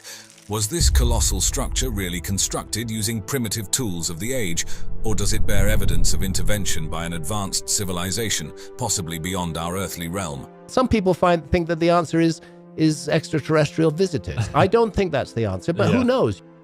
Tucked away in the basaltic hills of Maharashtra, the Ellora Caves complex is an architectural marvel of ancient India. Spanning from 600 to 1000 AD, these caves house a remarkable blend of Buddhist, Hindu, and Jain heritage. Among them, Cave 16, better known as the Kailasa Temple, stands out as the crowning glory of the site. Historically referred to as Veral, the area's location along ancient north-south trade routes undoubtedly played a critical role in its development. The Kailasa Temple, known for being the largest monolithic rock excavation in the world, showcases the advanced state of engineering and architectural skills during the 8th century. This temple was not built but rather carved top-down from a single massive rock, requiring meticulous planning and execution that speaks volumes about the capabilities of its creators. There are unexplained issues in our past, which are presently not explained by the system that teaches us about the past. Under the patronage of King Krishna of the Rashtrakuta dynasty, the temple was commissioned around the mid-8th century. King Krishna, also known as Krishna Rajaram, embarked on this ambitious project to emulate the sacred Mount Kailash, the mythological abode of Lord Shiva. The temple not only served as a place of worship, but also as a demonstration of the power and artistic aspiration of the Rashtrakutas. During a period of British colonial expansion in India, British officers often ventured on expeditions for leisure and exploration.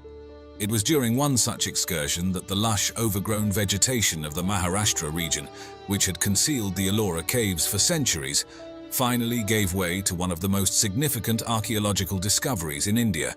A lot of archaeology that gets done doesn't get done because of a targeted search. The year was 1819, and the caves, untouched and perfectly preserved as if in a time capsule, were stumbled upon accidentally by Captain John Smith and his party. The discovery by Captain Smith wasn't merely about uncovering a lost site, it was a revelation that peeled back the layers of India's rich and ancient civilization, which had thrived long before European powers set foot in the region. As Smith entered the caves, he was confronted with the grandeur of India's past, an intact cultural heritage that spoke volumes of its historical depth and complexity. However, Captain Smith left behind more than just the memory of his discovery. In what is now viewed as an act of historical vandalism, he inscribed his name and the date on a pillar inside Cave 10. At the time, such actions were common among explorers, who often left their marks as records of their presence. This graffiti, though frowned upon today, provided a tangible record marking the European discovery of the site and has since become a point of contention in discussions about heritage preservation versus the historical markers of colonial exploration. Following this accidental discovery, there was a renewed interest in the Ellora caves, leading to more systematic explorations and excavations. The Archaeological Survey of India, established in 1861, took on the mammoth task of excavating and preserving these ancient sites. Their efforts were crucial in maintaining the structural integrity and historical accuracy of the caves as they faced the dual pressures of time and increasing tourism. Detailed studies and documentation efforts were spearheaded by early explorers and scholars like James Burgess and later Ghulam Yazdani. Their meticulous work in cataloguing the sculptures, iconography, and architectural styles has been compiled into extensive reports and books, which remain invaluable resources for Indological studies today. This comprehensive documentation helps ensure that the Ellora caves, including the magnificent Kailasa temple, continue to be understood and appreciated not just as monuments, but as gateways to India's illustrious past. The Kailasa temple, also known as Cave 16 at the Ellora caves, truly stands as a testament to the ancient mastery of rock-cut architecture. This stunning structure isn't just a testament to grandeur, but also to a unique construction methodology that melds religious devotion with unmatched craftsmanship. Unlike traditional buildings constructed from the ground up, this temple was carved directly out of a single massive rock, a process that required not only extreme labor but also precise planning. The effort to remove approximately 200,000 tons of rock from the site underscores the monumental human endeavor that went into its creation, likely involving hundreds, if not thousands, of laborers across several generations. Ancient cultures all around the world preserved a memory of a high civilization, of prehistory. Symbolically, the temple mirrors Mount Kailasa, the mythical abode of Lord Shiva, suggesting that the architects intended to create a heavenly abode on earth.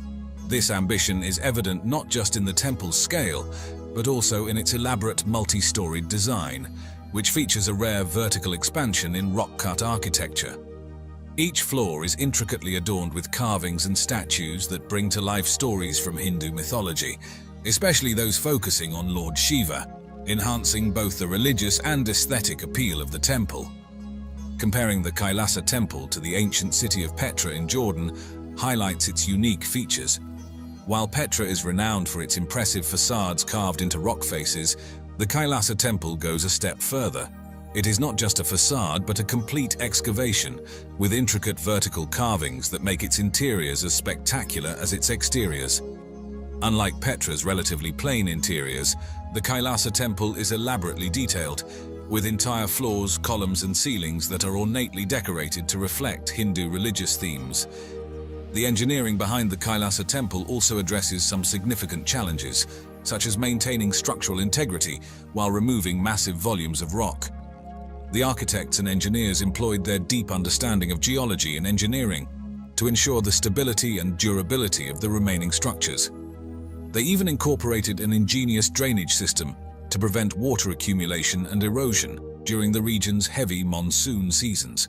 Moreover, strategic placements of openings and alignments within the temple structure allow natural light to flood its interiors, enhancing the spiritual and aesthetic experience for visitors. The layout also facilitates the circulation of air and movement of devotees, crucial during religious ceremonies. These intriguing aspects of the Kailasa temple, combined with the mysteries surrounding its construction, have fueled various theories about its origins and the techniques used in its elaborate design.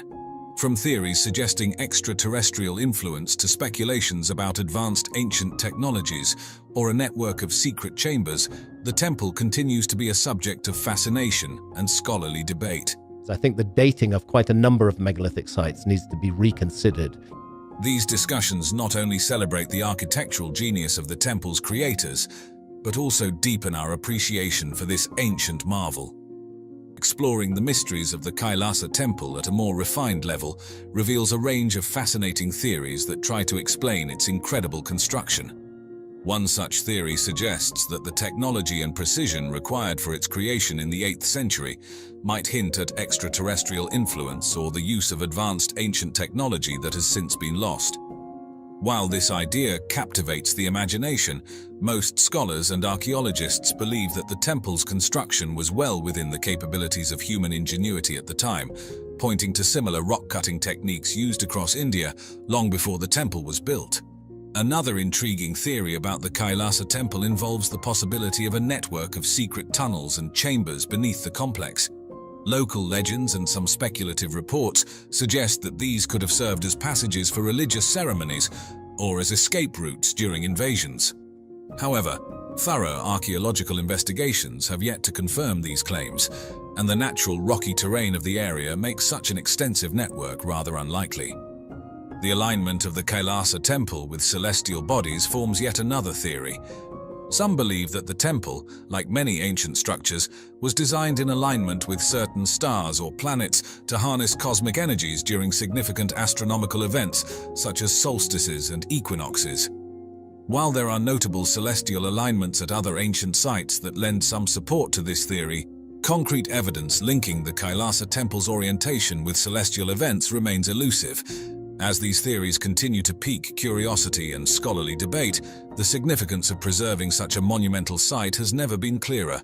Recognized as a UNESCO World Heritage Site, the Ellora Caves, including the Kailasa Temple, are the focus of ongoing preservation efforts.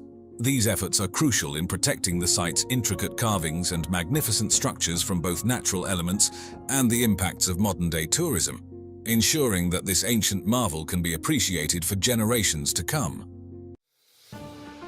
We stand at the precipice of history, gazing upon a monument of colossal scale and shrouded in enigma, the Great Wall of China. What secrets does this ancient sentinel hold? Conventional narratives tell us of a fortification built to repel invaders, a testament to imperial might. But what if the truth is far more complex, more unsettling? Our journey into the unknown begins not with the wall, but with another mystery that few are aware of: the pyramids of China. Yes, pyramids. These structures, like their counterparts in Egypt and Mesoamerica, dot the landscape, silent witnesses to a past we are only beginning to understand. While some, like the mausoleum of the first Qin emperor, are known, many others are veiled in secrecy. Access is restricted, photographs are scarce, and information is tightly controlled. The official explanation is preservation, but one must ask, preservation from what? The existence of pyramids across continents, from the Giza Plateau to the jungles of the Yucatan to these Chinese plains, begs the question: was there a global civilization in our distant past?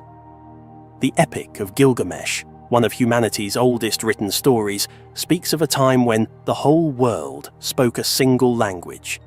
Could this be a fragmented memory of a unified, technologically advanced society? Ancient Indian texts, like the Mahabharata, describe flying machines called vimanas and weapons of unimaginable power. Are these mere myths or echoes of a forgotten reality?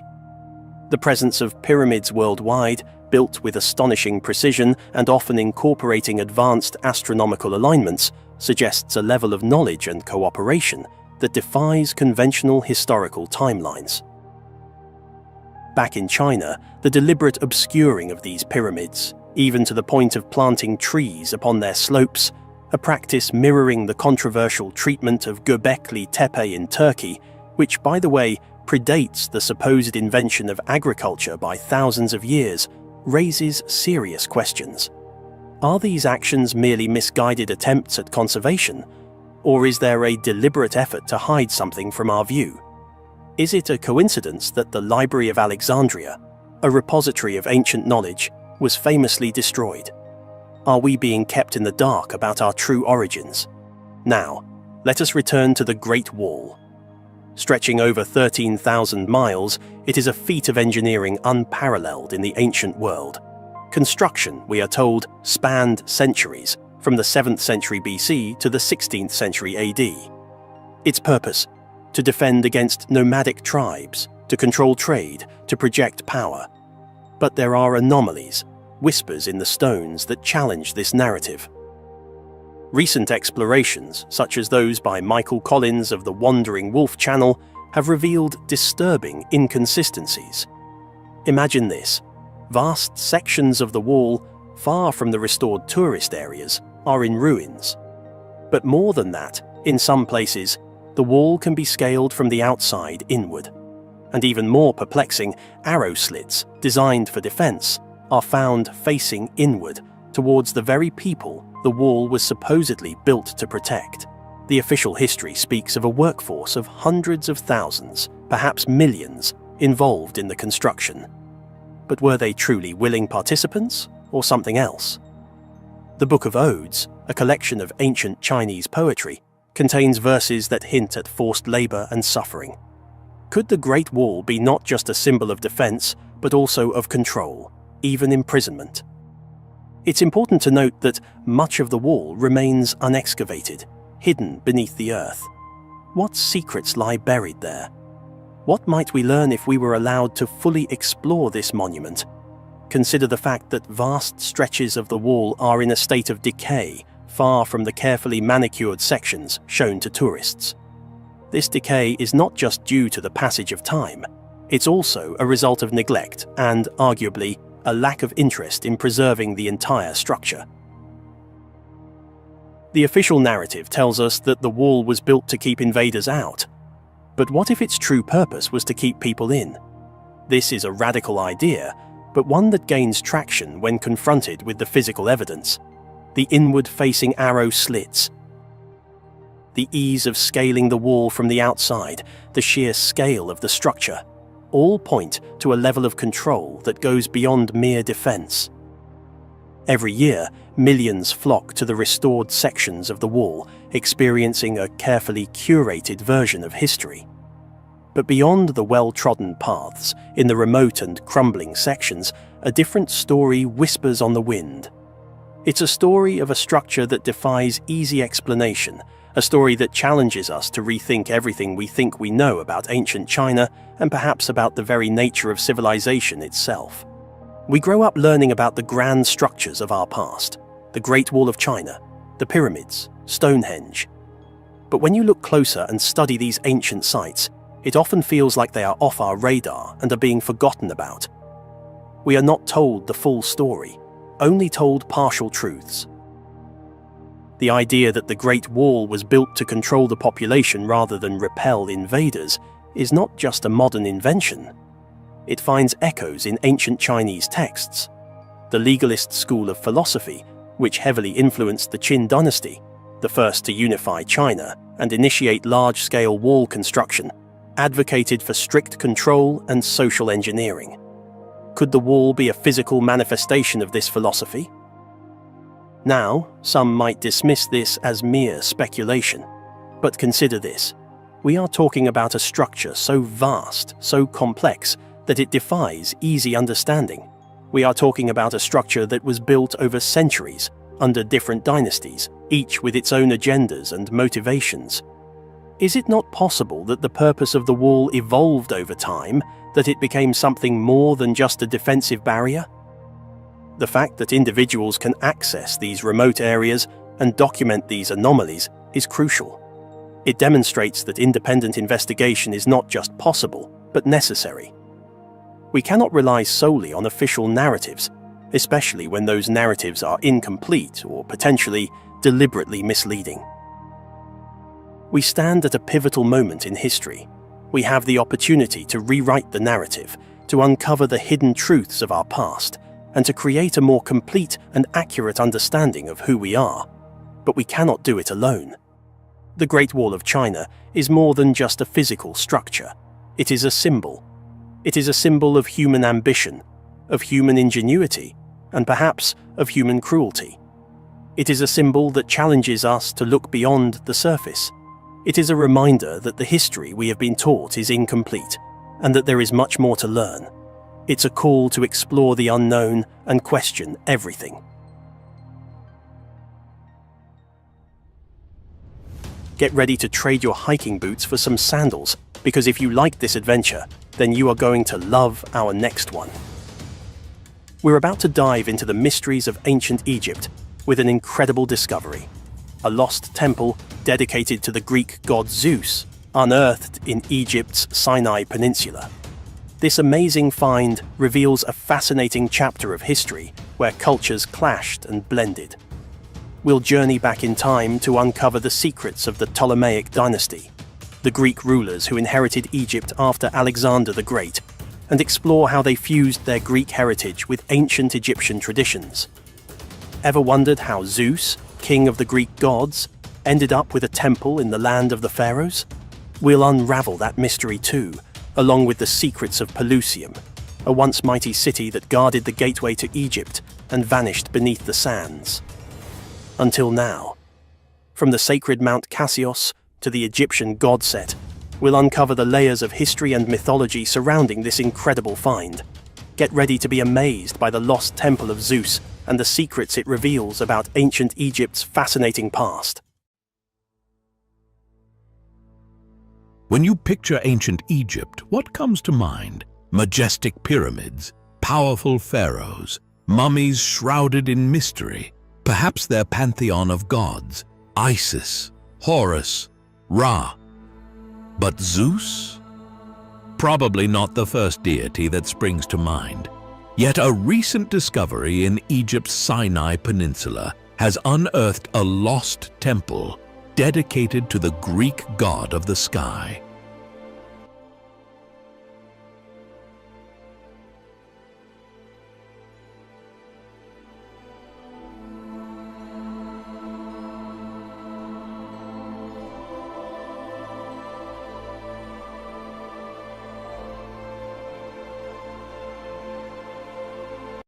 Very ancient structures, thousands of years older than archaeologists suppose, may be hiding in plain view. If you have a relatively short time frame to deal with, then searching for a lost civilization becomes much more complex and much more difficult. But if you have a very long time frame to deal with, there's much more material to investigate. The handiwork of humans is clearly evident in this site. Have you ever heard of a civilization that rivaled ancient Egypt, but vanished without a trace? A great civilization that had been destroyed and that had left some survivors who had come to Egypt. Deep in the heart of Africa, which boasts the world's oldest human artifacts, lies the forgotten kingdom of Kerma. These enigmatic people built massive structures called defufas, but their purpose remains a mystery. Join us as we explore the fascinating history. Kerma Defufa, located near the third cataract of the Nile in what is now northern Sudan, is a significant archaeological site featuring a large mud brick temple known as the Defufa. This impressive structure dates back to around 2500 to 1500 BCE, standing about 18 meters high with a base measuring approximately 50 meters by 25 meters. The term defufa is derived from the Nubian word for mud brick building, reflecting its construction material and technique. The modern archaeological investigation of Kerma began with George Reisner, a Harvard University archaeologist who started his groundbreaking work in 1913.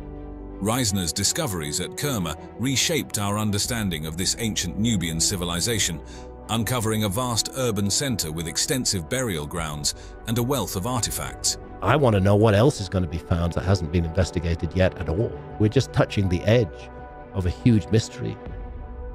His findings indicated that Kerma was not just a peripheral settlement, but a major urban center.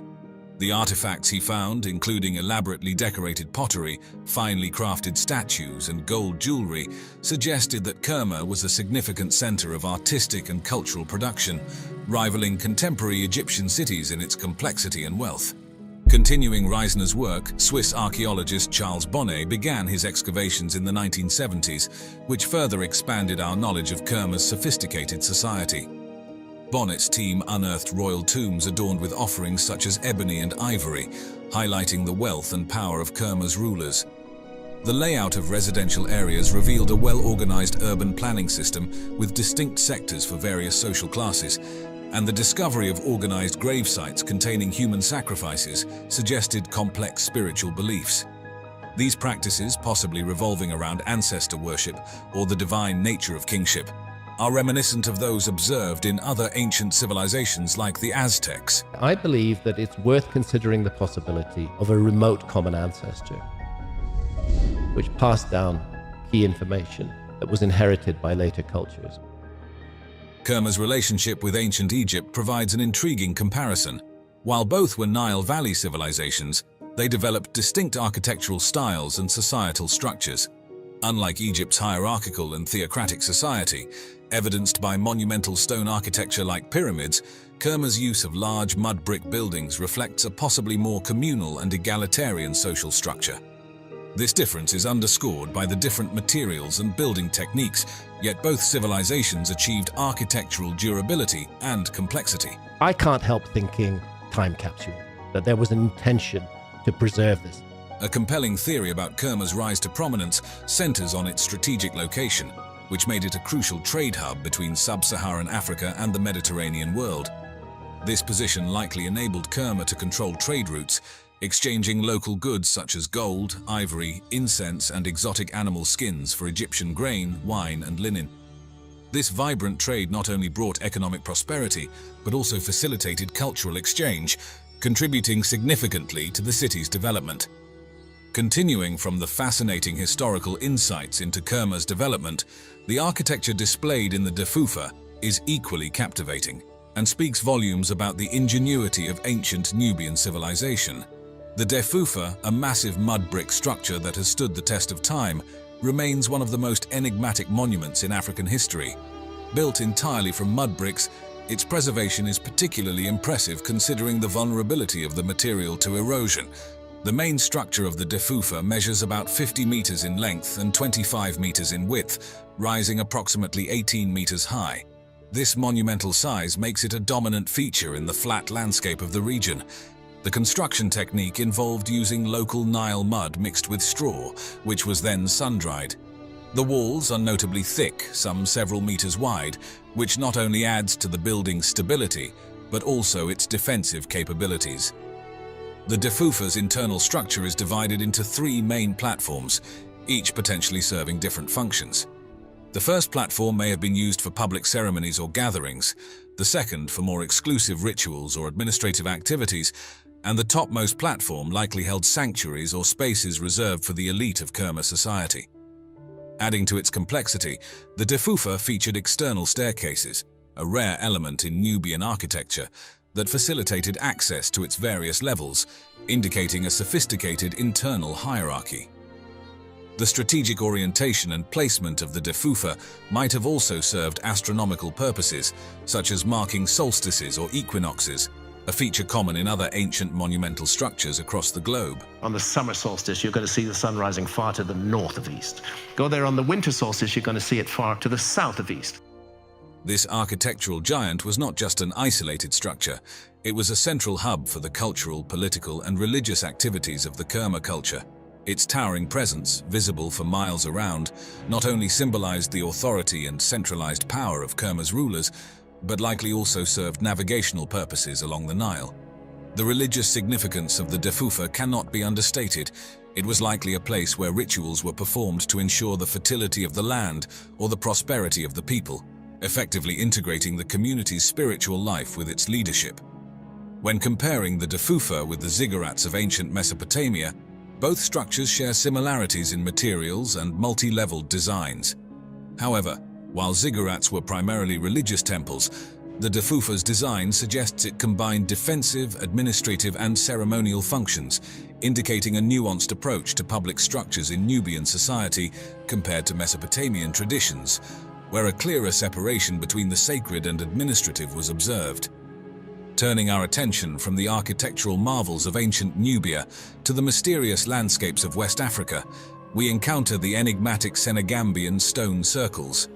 These remarkable megalithic sites, distributed across the northwestern edge of Senegal and central Gambia, span a vast area from the River Gambia to the River Saloum, covering about 30,000 square kilometers. Notable sites such as Wassou and Kerbach in the Gambia and Sinangayen in Senegal draw the curious and the scholarly alike. The physical characteristics of these stone circles are as fascinating as their distribution. Each circle comprises between 10 to 24 stones made from laterite, a dense iron-rich rock. These stones, roughly cylindrical and standing about 1 to 2 meters high, are often organized in concentric circles or double circles, creating a striking visual impact on the landscape. The stone circles first came to broader recognition through the accounts of European travelers in the mid-19th century, but it wasn't until the 20th century that systematic archaeological investigations began. Gambian historian Aliou Ebrima Cham Diouf played a crucial role in documenting these sites extensively during the mid-1900s, advocating for their preservation. His efforts paved the way for more detailed studies.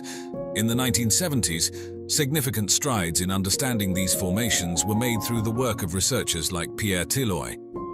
These archaeological excavations helped clarify the chronology and cultural significance of the stone circles, revealing a complex societal structure that had the capacity to coordinate the construction of these monumental works. The discovery of these societal structures reshaped our understanding of the prehistoric cultures of West Africa, indicating advanced social organization and cultural sophistication. Our understanding of prehistory must change. In recognition of their significant cultural value, UNESCO designated the Senegambian stone circles as a World Heritage Site in 2006. This recognition not only highlights their importance on a global scale, but also has spurred increased archaeological interest and conservation efforts. The continued exploration and preservation of these stone circles help ensure that the legacy of West Africa's prehistoric cultures continues to inform and inspire future generations. Archaeological excavations have confirmed that the circles primarily served as burial sites, with human remains often found at the center of these circles, accompanied by various artifacts such as pottery, iron tools, and jewelry. These findings indicate a belief in an afterlife and the practice of offering goods to the deceased, highlighting the deep spiritual and cultural dimensions of the societies that built them. I call you the walking and talking encyclopedia. Thank you, thank you. Let's tell these viewers about where we are. A great wall. It truly is a great wall. There has always been different great walls in the northern border of China. Starting from 2,000 years ago in the Warring States period, the Mongols broke through this part of the mountain and they raided as far as the suburbs of Beijing. What can I say? It's truly a great wall. The view of our planet, I think, is incredible. And the first time you actually see the Earth, it's amazing. The planet is incredibly bright. It is much more bright than you would think it is, and it fills your whole vision. So you can see continents go by, and they're very, very bright. I would be incredibly thrilled to be part of anything that involves getting on a rocket and leaving the planet again. Imagine gazing down at Earth from the vastness of space and spotting a man-made structure so immense it rivals the visibility of natural landmarks. Evidence from much earlier megalithic construction is hiding in plain view. This feat of human engineering, akin to the iconic Great Wall of China, isn't just a testament to our ancestors' ingenuity. It's a modern marvel that can be seen from the space above. I think we're looking at hints and clues that something is missing in our story. What is this colossal structure? Stick around and find out while we explore first the mystery behind the massive wall in China. The Great Wall of China is a profound legacy left by various dynasties that shaped its path through history. The earliest records of what would become the iconic Great Wall trace back to the Eastern Zhou dynasty, which documented attempts to fortify the northern borders against invaders. With the rise of the Qin dynasty around 221 BC, significant strides were made in wall construction under the reign of Emperor Qin Shi Huang. He initiated the unification of various regional walls, which were initially built with tamped earth and local materials, creating a consolidated defense system against northern threats. This set the foundation for the extensive expansions that would follow.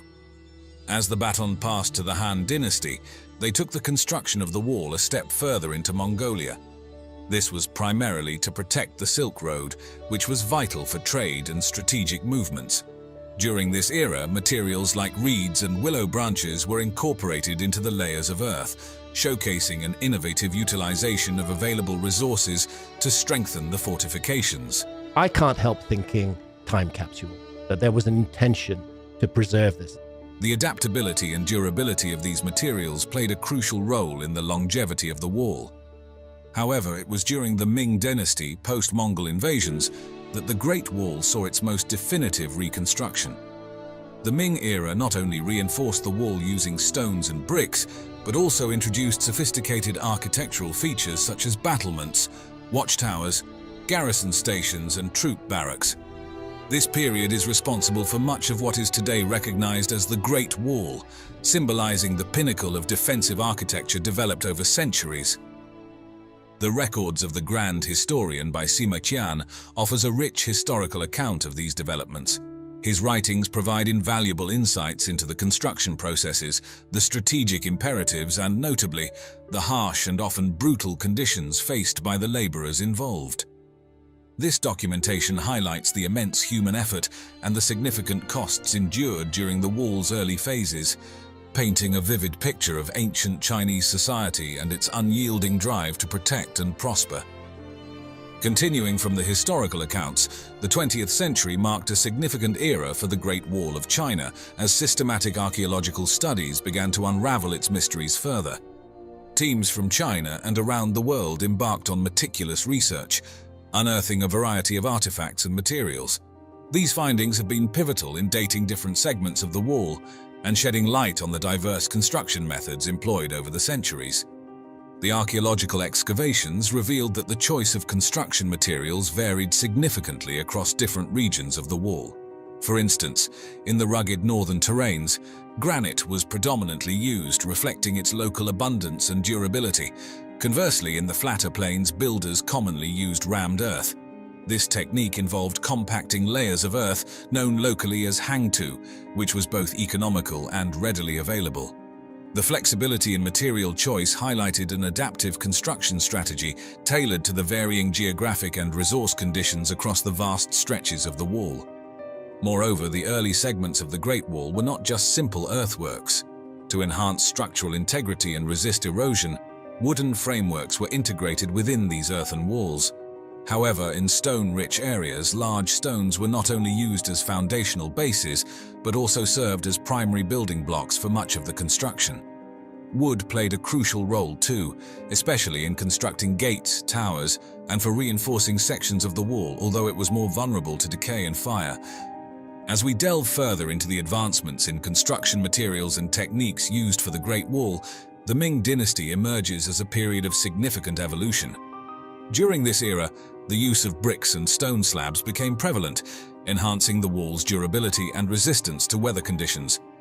The uniform size and shape of the bricks simplified the construction process, as they were easier to handle and lay compared to the irregular stones used previously. This uniformity not only sped up construction, but also contributed to the overall structural integrity of the wall. Recognizing the massive requirement for these materials, builders strategically established kilns close to the construction sites. This was a practical solution to the logistical challenge of transporting heavy materials across vast distances. It's estimated that these kilns churned out hundreds of millions, possibly even billions of bricks throughout the dynasty, each one contributing to the grandeur of the wall. There are unexplained issues in our past, which are presently not explained by the system that teaches us about the past. One of the most fascinating advancements was the introduction of sticky rice mortar. This innovative material came about during the Ming dynasty, when builders began mixing a paste made from sticky rice with lime. The result was a mortar that not only held bricks together more effectively, but also offered enhanced water resistance and strength. This organic-inorganic composite was revolutionary, making the wall far more durable than many might have anticipated. Recent studies have underscored the effectiveness of this mortar, revealing its unique ability to withstand significant pressure and resist aging, which is why many sections of the wall still stand robustly today. Building the Great Wall of China was not just a monumental architectural achievement, but also a colossal human endeavor. The workforce required to construct such an extensive structure included millions of individuals over the centuries: soldiers, peasants, convicts, and even intellectuals who had fallen out of favor with those in power. These laborers were mobilized across various dynasties, each contributing to different sections and aspects of the wall's construction. The conditions these workers faced were incredibly harsh. Minimal supplies, brutal climates, and grueling physical labor were the norms. Many laborers did not survive the harsh winters, suffering from exhaustion and malnutrition. Historical records even suggest that some of the deceased were buried within the wall itself, which has led to the legend of the wall being referred to as the world's largest graveyard. Shifting our focus from the ancient architectural feats to a modern marvel of engineering, this structure known as the Bingham Canyon Mine, also known as the Kennecott Copper Mine, presents another extraordinary example of human ingenuity that can be seen from the heights of space. Located in the Oquirrh Mountains southwest of Salt Lake City, Utah, this mine has been a beacon of industrial achievement since its inception in 1906. The origins of the mine trace back to 1898, when it was first developed by Enos Andrew Wall, who formed the Boston Consolidated Mining Company. The landscape of the mine changed dramatically in 1910 when it was acquired by the Kennecott Copper Corporation, marking the beginning of large-scale operations that have continued to this day. This makes it not only one of the oldest, but also one of the most productive mines in the United States. Bingham Canyon is primarily an open-pit mine, a type of mining operation that involves digging out large open pits to access ore deposits below the surface. This method has seen several technological advancements at the mine, notably the first use of large-scale electric shovels in 1926 and the introduction of haul trucks in 1937, which revolutionized the way materials were moved within the mine. Over the years, the mine has produced more copper than any other mine in the world, totaling over 20 million tons. But copper isn't the only resource extracted here. Significant amounts of gold, silver, and molybdenum have also been produced, contributing to its status as a cornerstone of global mining. The impact of the mine extends beyond just production. The excavation has provided geologists with a detailed cross-section of the Earth's crust, offering invaluable insights into geological strata and ore deposit formations. This has been a boon for the field of economic geology, enhancing our understanding of the natural processes that shape our planet. Another intriguing aspect of the mine is its influence on aircraft navigation.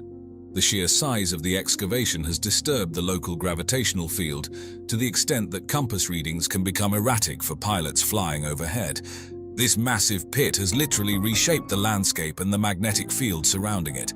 Speaking of size, the Bingham Canyon Mine is enormous. At its widest point, it spans about 2.5 miles and reaches depths of more than 3/4 of a mile.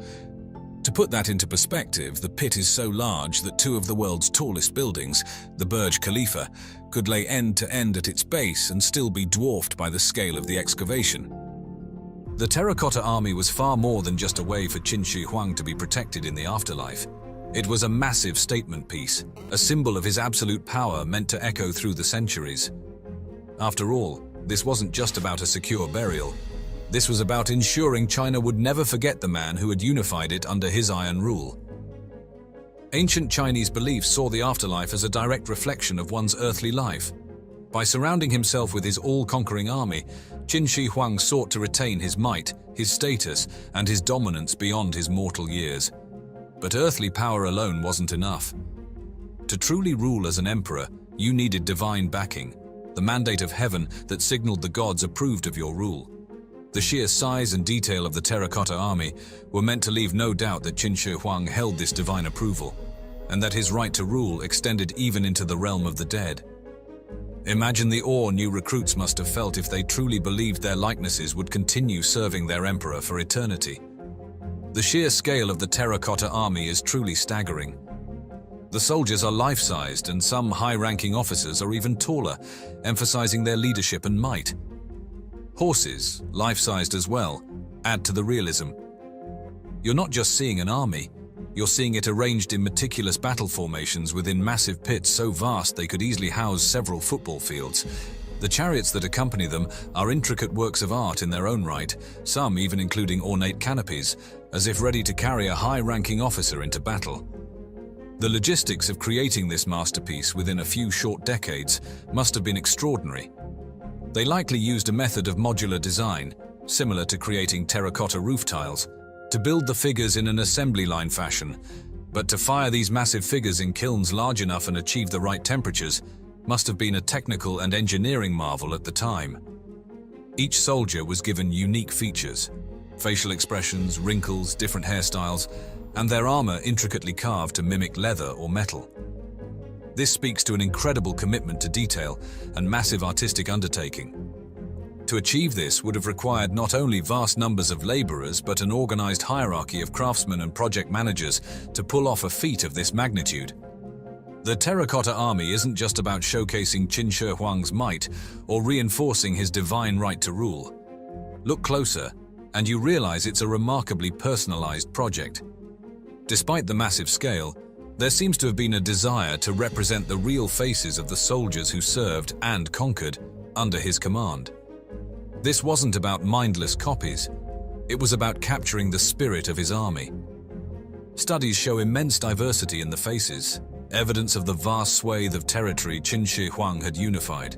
Imagine standing face to face with a young recruit, his eyes gleaming with a mix of determination and perhaps just a hint of fear.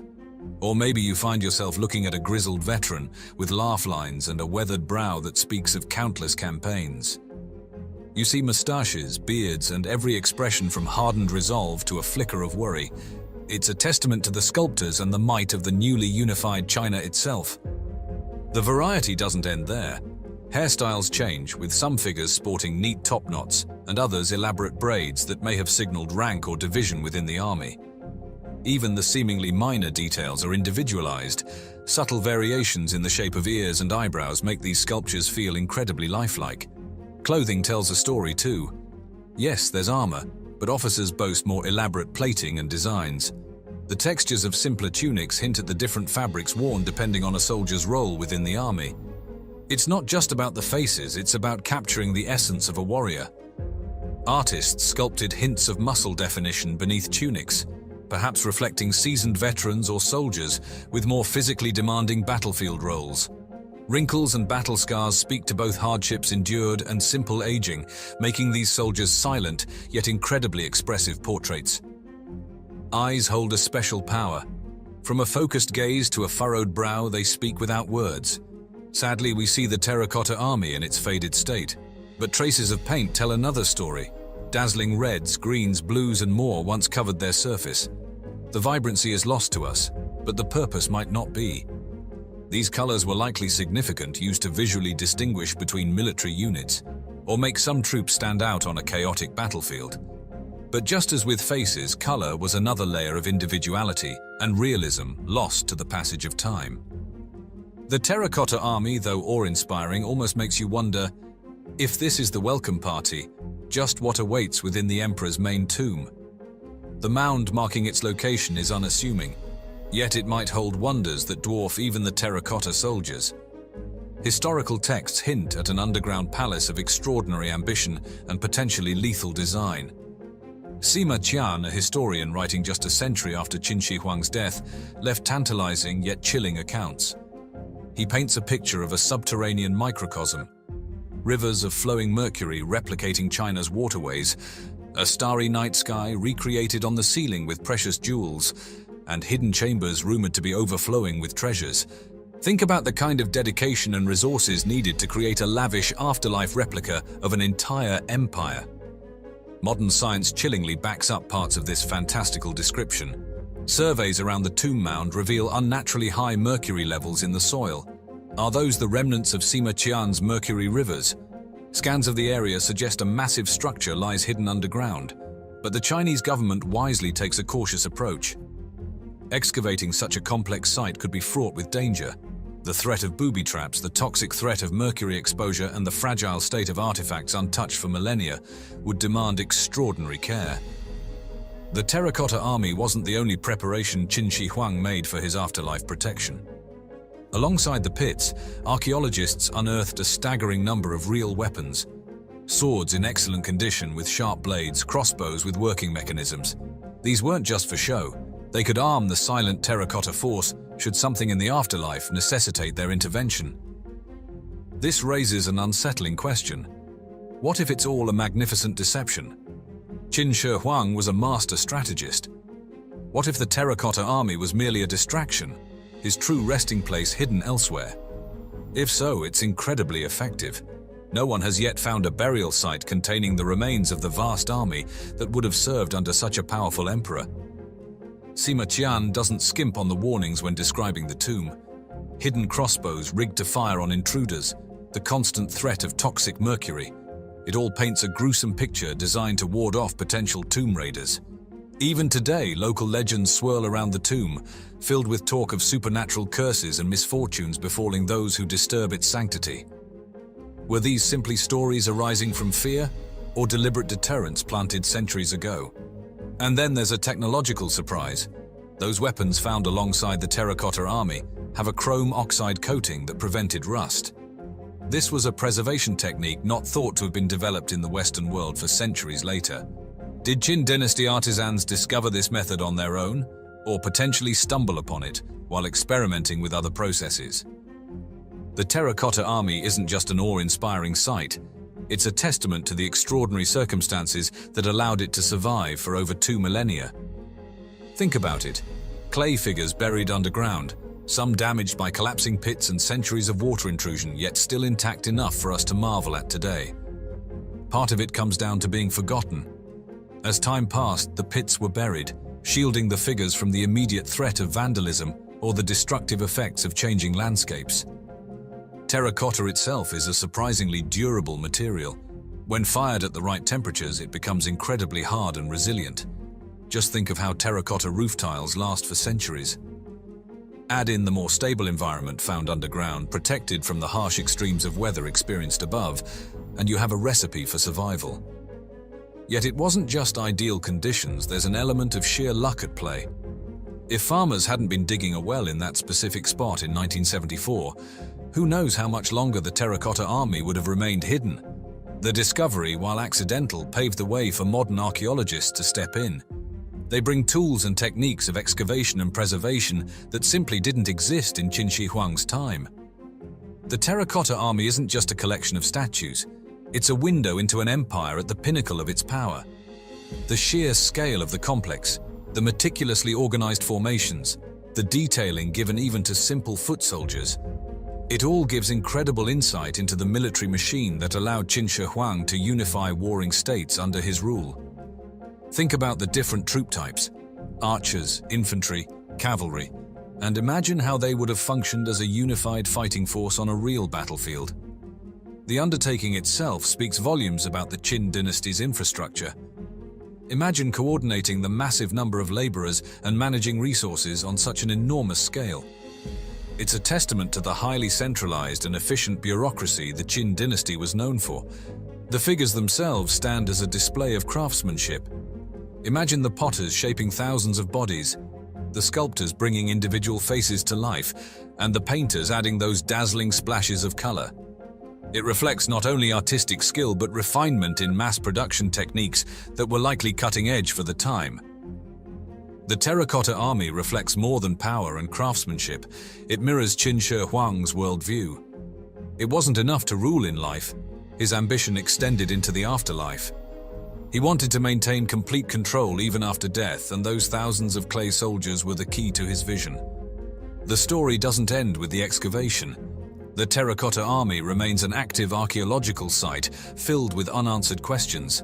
There are still pits waiting to be uncovered, and who knows what lies within the emperor's tomb itself.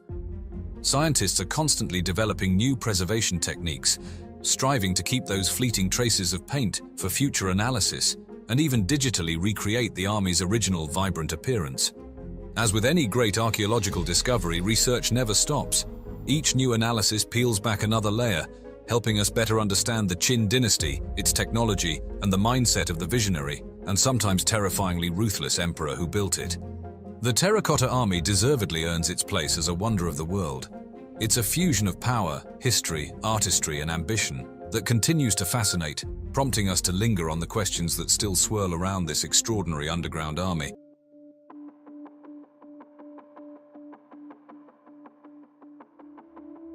The Caucasus Mountains, a fortress of stone and ice, harboring secrets older than recorded history. Legends speak of lost civilizations and cities swallowed by the earth. In 2011, one man stumbled upon the truth behind the myths. He descended into the abyss, uncovering a mystery that would cost him his life. Nazi conspiracies, unexplained deaths, and a secret that could rewrite our understanding of the past. Kara Hora is a monument to human ingenuity and a reminder that even in the most remote places, the echoes of ancient civilizations can still be heard. And the truth remains buried in darkness.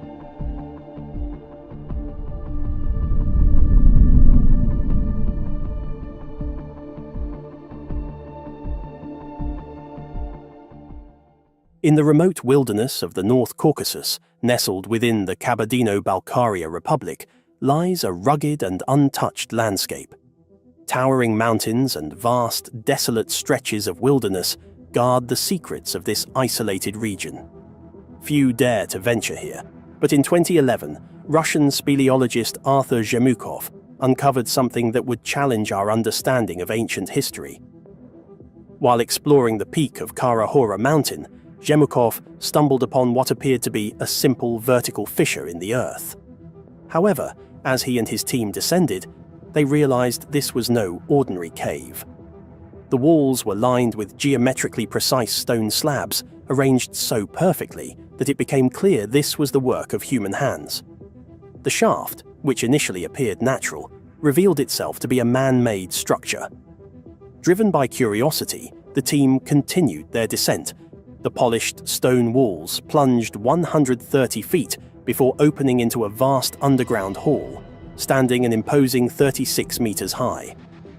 The shaft itself extended over 350 feet, constructed from massive megalithic blocks that fit together with near-perfect precision. The blocks formed right angles, leaving minimal gaps between them. Such craftsmanship raised serious questions. Who could have built such a structure? And how did they achieve such accuracy? Within the hall, Zhemukov's team found stone blocks resembling columns, arranged with such care that the site appeared to have been constructed for a specific purpose.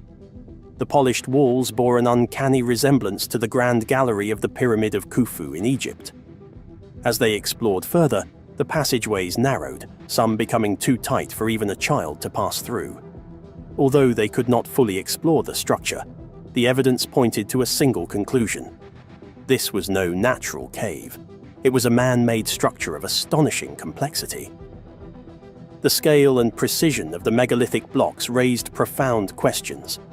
Some of the stones weighed over 200 tons. yet they had been fitted together with minimal gaps, much like other ancient wonders. What kind of technology could have enabled such an ancient civilization to construct such a monumental structure? As word of the discovery spread, it attracted the attention of other researchers. Vadim Chernobrov, head of Cosmopoisk, a Russian organization studying anomalies, joined Zhemukov on further expeditions. Using precise measurements, Chernobrov mapped the explored sections and produced a 3D model comparing the shaft to a Soviet space rocket. His findings emphasized the artificial design of the structure. Despite the overwhelming evidence that the Kara Hora shaft was man-made, its purpose remained a mystery.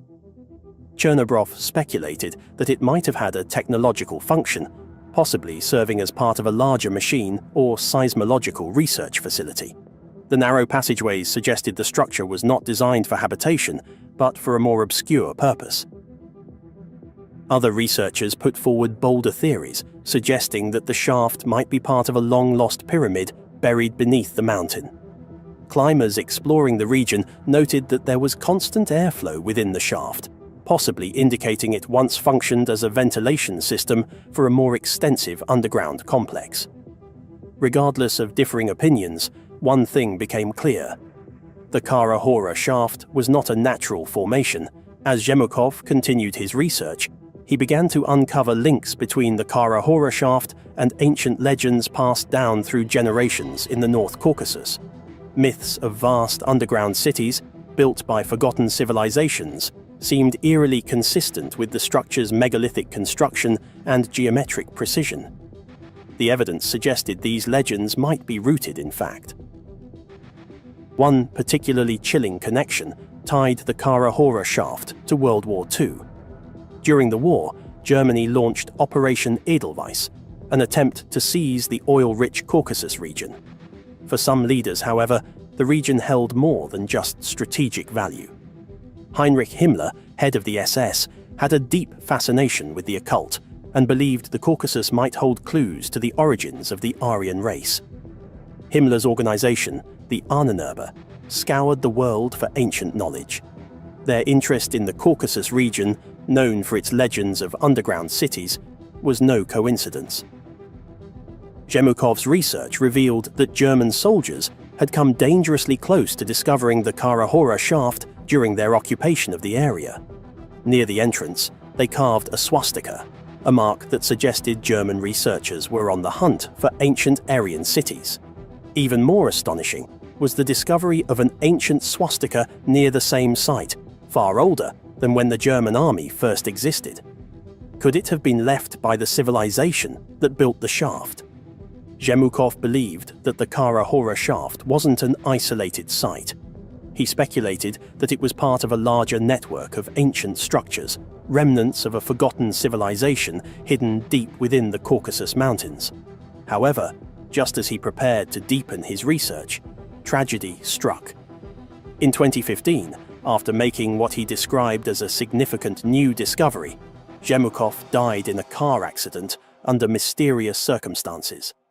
His sudden death shocked the research community, and some suspected it was no mere accident. Several other researchers connected to the Kara Hora shaft had also died under suspicious circumstances. Vadim Chernobrov, who had worked closely with Zhemukov on many expeditions, passed away from cancer just 2 years later. Others involved in the research also met untimely deaths, adding to the air of mystery and danger surrounding the Kara Hora shaft. In the years following these tragedies, exploration of the shaft came to a halt. For a time, it seemed as though the mysteries of the Kara Hora shaft would remain buried. However, in 2017 and 2018, a man named Alexander Sploshnov ventured into the region, capturing a series of photographs that reignited interest in the site. His photos, uploaded to social media, confirmed what Zhemukov and Chernobrov had long suspected. The Kara Hora shaft was not a natural formation. Sploshnov's images revealed massive stone blocks, cut with remarkable precision, as well as what appeared to be machine marks, hinting at advanced technology. Other photos showed stone formations buried beneath the soil, suggesting that the area had once been a major construction site. Despite these tantalizing discoveries, no new expeditions have been launched. The shadow cast by the deaths of those connected to the site, combined with its remote and inhospitable location, has kept the mysteries of the Kara Hora shaft locked away. To this day, the origin and purpose of the shaft remain unsolved. Was it part of an ancient, advanced civilization, or did it serve a purpose we have yet to understand? If proven to be man-made, the Kara Hora shaft would rank among the largest and most sophisticated megalithic sites on Earth, rivaling the pyramids of Egypt. Yet for now, its secrets remain hidden, waiting for a new generation of explorers brave enough to uncover them.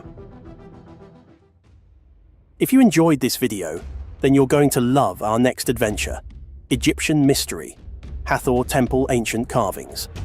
That archaeologists say make no sense. Journey into the heart of ancient Egypt and uncover the enigmatic Dendera light carving, a mysterious artifact that has baffled scientists for centuries. Located within the majestic Hathor Temple, this enigmatic carving depicts a radiant serpent entwined around a celestial disk. What is the true meaning of this cryptic image? And how did the ancient Egyptians create such an advanced technology? Explore the theories and speculations surrounding the Dendera light, from its potential astronomical significance to its possible connection to extraterrestrial civilizations. I think we're confronted by an enormous mystery with megalithic sites all around the world, and we don't understand them properly. The people who made it knew what they were doing. You don't move around 20-ton megaliths in high relief. You don't do that. There's no way that's a first try. No, there's no way that's a site, first try. yeah. There's obviously a hidden background to that. So I think the dating of quite a number of megalithic sites needs to be reconsidered. Korea, a land steeped in history and shrouded in mystery, holds a secret that has baffled archaeologists and historians for centuries. Scattered across its rugged landscape are thousands of megalithic structures known as dolmens, silent sentinels from a forgotten era. Were these massive stone structures merely tombs for the elite, as some scholars suggest? Or do they whisper of a time when giants roamed the earth, leaving their colossal mark on the very stones themselves? Let's explore the mysterious world of Korean dolmens, where myth and reality intertwine, and uncover the truth behind these ancient wonders. I want to know what else is going to be found that hasn't been investigated yet at all. We're just touching the edge of a huge mystery. The Korean dolmens, mysterious and monumental, have always held a place of reverence within local folklore. Ancient populations in Korea viewed these structures not only as significant landmarks, but also as sacred sites possibly built by giants or legendary heroes, as hinted in ancient myths. This deep-seated cultural recognition has meant that the discovery of dolmens by Koreans themselves is not documented as such. It is woven into the fabric of their history and mythology. Ancient cultures all around the world preserved a memory of a high civilization, of prehistory. Systematic documentation of these megalithic structures began during a tumultuous period in Korea's history, the Japanese occupation from 1910 to 1945.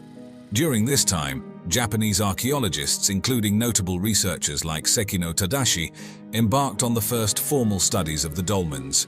Their aim was part of a larger effort to catalogue and understand the peninsula's prehistoric landscape, which inadvertently involved imposing control over Korea's cultural heritage. These early 20th century surveys marked the first time the dolmens were mapped and described in detail, shifting their perception from elements of folklore to subjects of archaeological and historical importance. Post the Korean War, as South Korea focused on rebuilding its national identity, there was a resurgence of interest in preserving the country's rich cultural heritage. This renewed interest paved the way for more localized and intensive studies of the dolmens.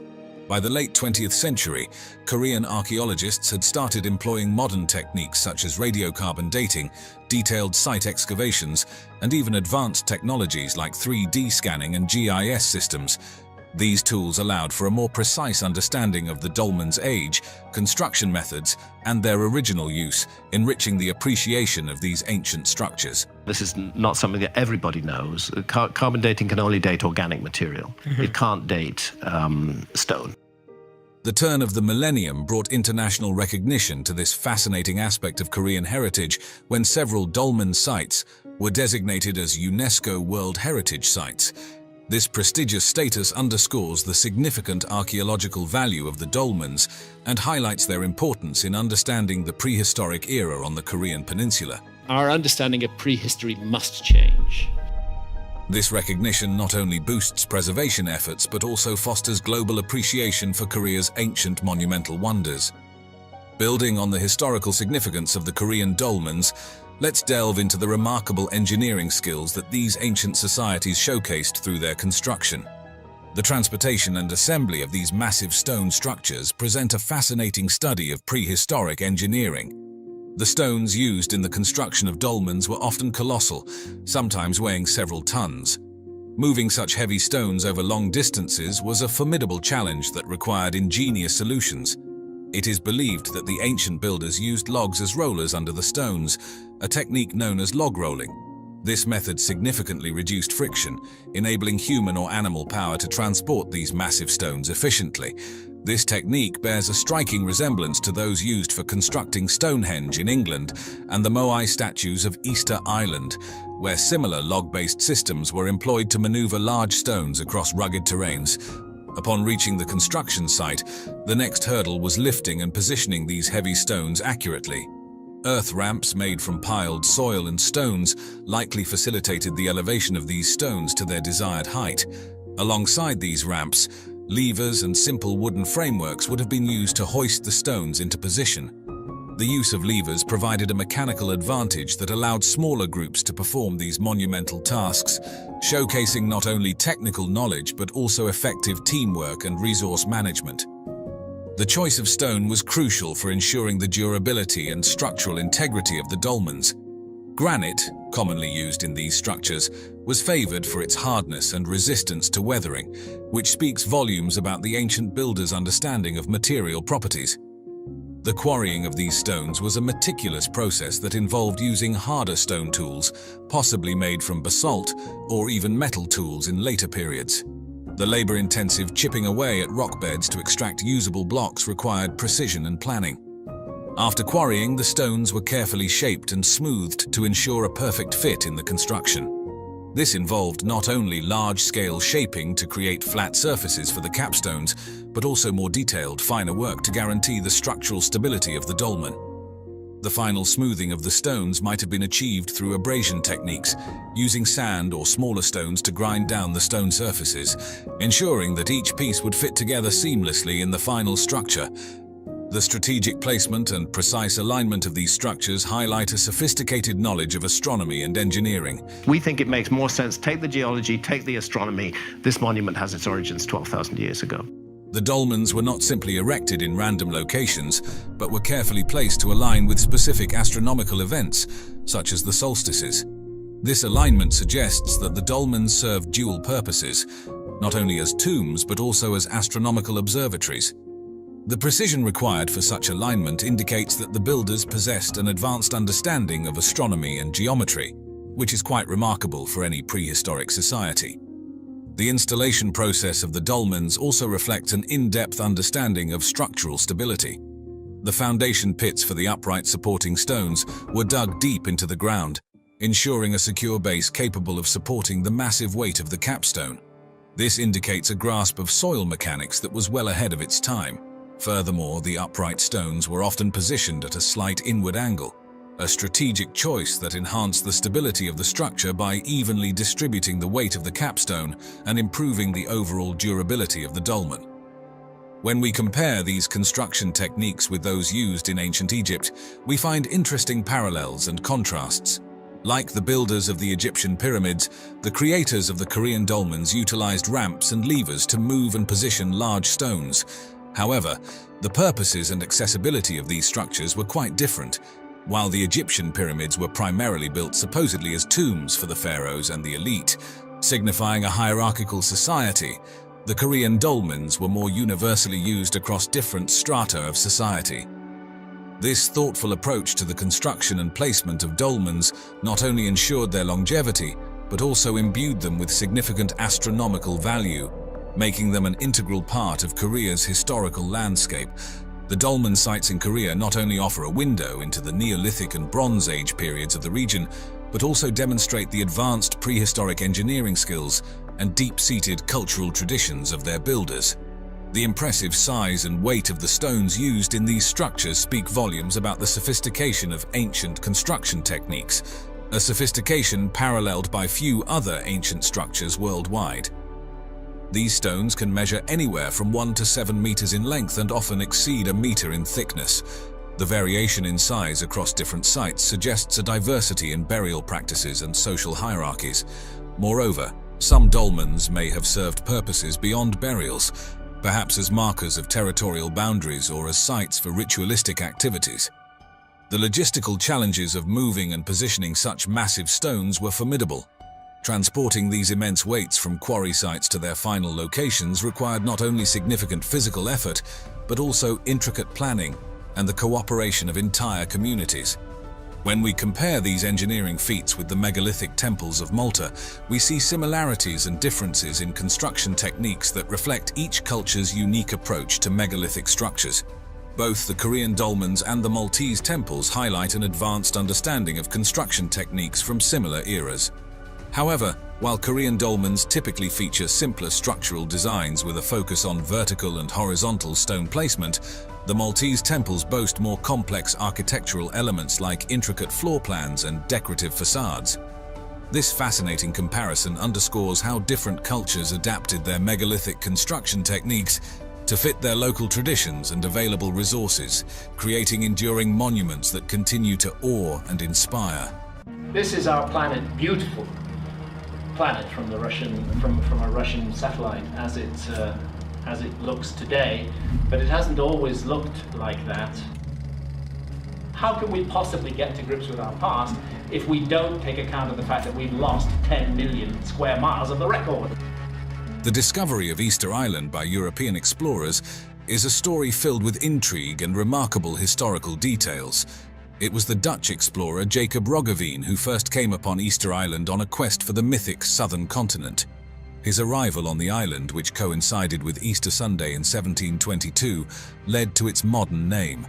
Roggeveen, commanding a fleet of 3 ships, the Arend, Tienhoven and Afrikansche Galie, was the first to document the mysterious Moai statues and the island's sparse vegetation. The statues, massive and imposing, puzzled Roggeveen and his crew, who wondered about the methods the islanders used to transport these colossal figures, given the apparent lack of sufficient timber or robust ropes.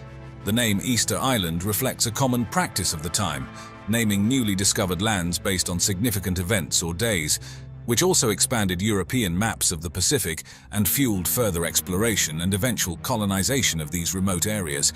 Easter Island's discovery not only marked a major geographical milestone, but also piqued European interest in the Pacific Islands. Easter Island's extreme remoteness is one of its most fascinating aspects. Located in the southeastern Pacific Ocean, it is one of the most isolated inhabited islands on Earth. The original settlers, the Polynesians, were skilled navigators who likely arrived around 1200 CE. This isolation had a profound effect on the island's ecology and culture. Initially rich in flora, human settlement led to significant deforestation, altering the island's ecological balance. Over centuries, the isolation shaped a unique cultural evolution, marked by distinct architectural and artistic achievements, including the creation of the Moai. These statues were not merely artistic expressions, but were integral to the social and religious life on the island, embodying ancestors and serving as protectors of the communities. Moreover, the island's location made it an ideal place for astronomical observations. The Rapa Nui, like other Polynesians, were adept at celestial navigation, using the stars to guide their way across vast oceanic distances. This skill underscores the significant navigational capabilities required to reach such a remote destination and maintain a society there. A comparison that highlights the extent of Easter Island's isolation involves Tristan da Cunha in the South Atlantic Ocean.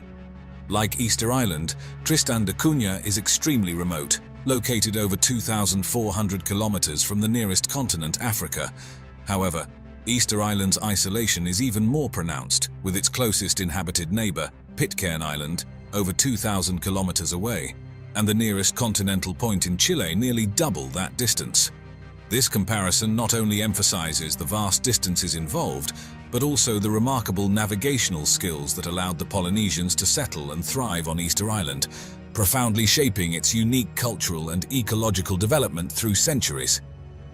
The Moai statues of Easter Island are not only a testament to the island's rich cultural heritage, but also stand as some of the most iconic archaeological features in the world. These statues were primarily carved from volcanic tuff, a type of compressed volcanic ash sourced from Rano Raraku, a volcanic crater which doubled as a quarry.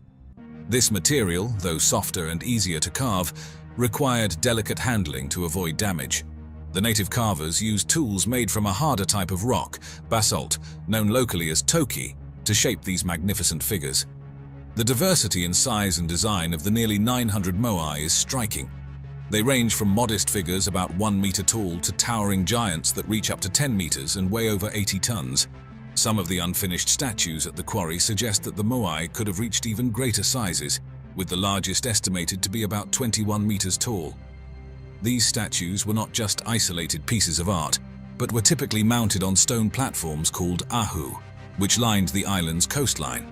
Far from mere pedestals, these ahu were sacred sites, often embedded with burial chambers for the elite, and were central to the spiritual and communal life of the Rapa Nui people.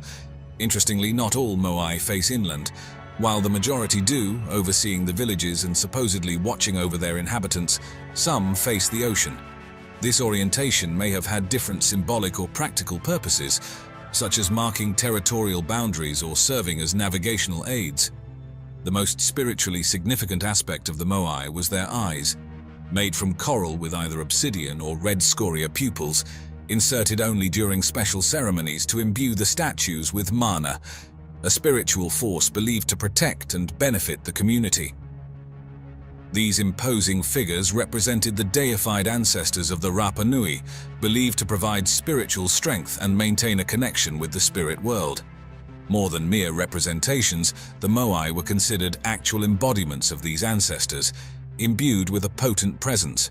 The construction and erection of these statues likely served a competitive function among the island's various tribal groups, with leaders, known as ariki, sponsoring these statues to establish and legitimize their authority, and to demonstrate their ability to mobilize community resources. Moreover, the moai played a significant role in unifying the island's population, with shared religious beliefs and communal participation in their construction and transport reinforcing social cohesion and cultural identity. It is enlightening to compare these statues to the colossal heads sculpted by the Olmec civilization in Mesoamerica. Like the moai, the Olmec heads were massive stone sculptures representing human faces, carved between 900 BCE and 400 BCE. These heads are believed to portray rulers or other significant figures, fulfilling roles of political or religious symbolism similar to those of the moai. Despite being created by cultures separated by thousands of kilometers and many centuries, both the moai and the Olmec heads underscore the universal use of monumental statuary to express power, authority, and religious significance across disparate human societies. This comparison highlights the remarkable ways in which different cultures have utilized monumental sculpture to convey and preserve their legacies. The moai statues of Easter Island are not only a testament to the island's past civilizations, but also a window into the impressive capabilities and daunting challenges faced by the Rapa Nui people. These iconic statues were meticulously carved from volcanic tuff, a material sourced from the Rano Raraku quarry. Artisans used basalt stone tools to carefully outline and then gradually detach the moai from the rock face, a painstaking process that could span months or even years depending on the statue's size. Transporting these colossal figures to their final resting places on the island's ahu was an engineering feat that continues to fascinate historians and archaeologists today. Several theories have been proposed about how the Rapa Nui might have moved the moai. One theory suggests the use of wooden rollers, which would have required significant deforestation. Another posits that the statues were placed on sledges that slid over logs or greased wooden tracks. However, perhaps the most captivating theory is that the statues were walked to their locations using ropes in a rocking motion, a method supported by recent experimental archaeology. These experiments have successfully demonstrated that a replica moai could be moved by a few dozen people using ropes, providing evidence that this could explain the minimal wear on the bases of transported statues and the absence of extensive drag marks. As the demand for larger and more statues grew, the environmental impact became increasingly severe. The extensive use of wood for transport methods contributed to deforestation, exacerbating soil erosion and reducing the island's capacity to build canoes, essential for fishing and transportation. This environmental strain, coupled with intense social demands to build and transport these massive figures, likely put considerable stress on the social fabric of the island, intensifying competition among clans and leading to conflicts and warfare. The situation worsened with the arrival of Europeans in the 18th century, who brought with them diseases to which the Rapa Nui had no immunity. This, along with the removal of some moai by European explorers and colonists, severely impacted the island's demographic and cultural landscape. Amidst these challenges, an interesting theory emerged suggesting that the construction of the moai was a form of ecological overreach. This theory posits that the competitive construction of ever larger statues led to unsustainable practices, such as the over-harvesting of essential natural resources. This ecological overreach may have triggered a vicious cycle of environmental degradation, resource shortages, social upheaval, and population decline, serving as a stark reminder of the potential consequences when cultural ambitions clash with environmental limits. This narrative underscores the delicate balance between cultural achievements and ecological sustainability, a balance that, once lost, can lead to the decline of an entire civilization. We have been taught that civilization is entirely an invention of the old world. That view is very firmly embedded in our own cultural arrogance, that it all began here between the Tigris and the Euphrates rivers. Certainly nobody until very recently has been open to consider the Americas as a place where civilization might have begun. As society got more advanced in this time, it seems we have less and less dependence on astronomy. Why would astronomy play as big of a role in them where everything is pointing to X, Y, and Z stars? Well, first of all, let's consider what we mean by advanced. What is an advanced civilization? Are we really an advanced civilization?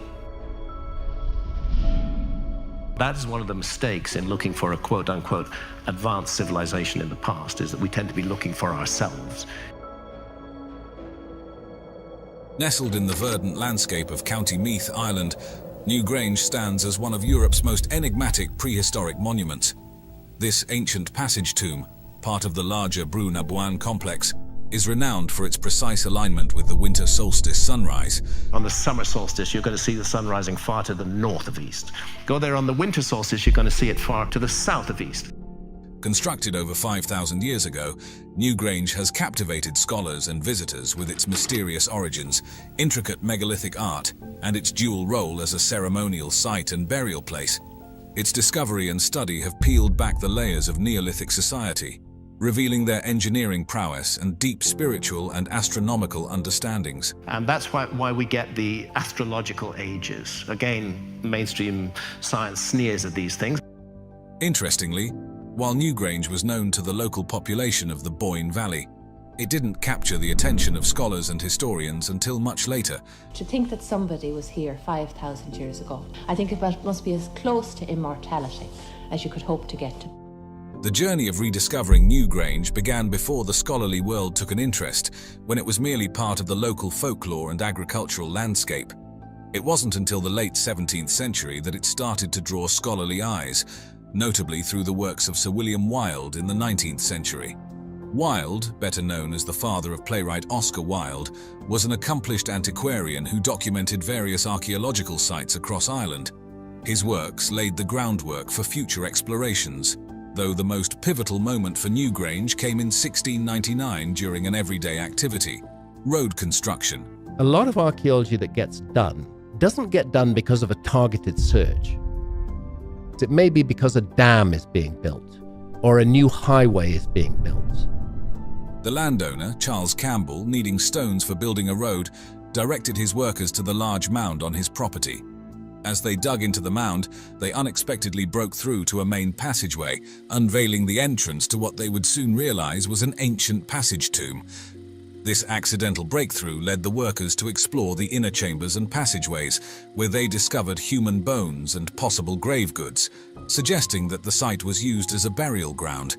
These initial, albeit informal excavations began to reveal the megalithic art and the structural complexity that Newgrange housed. I can't help thinking time capsule, that there was an intention to preserve this. Recognizing the potential importance of the site, Campbell made initial records of the discoveries. However, these records were quite rudimentary and didn't capture the full archaeological value of the site.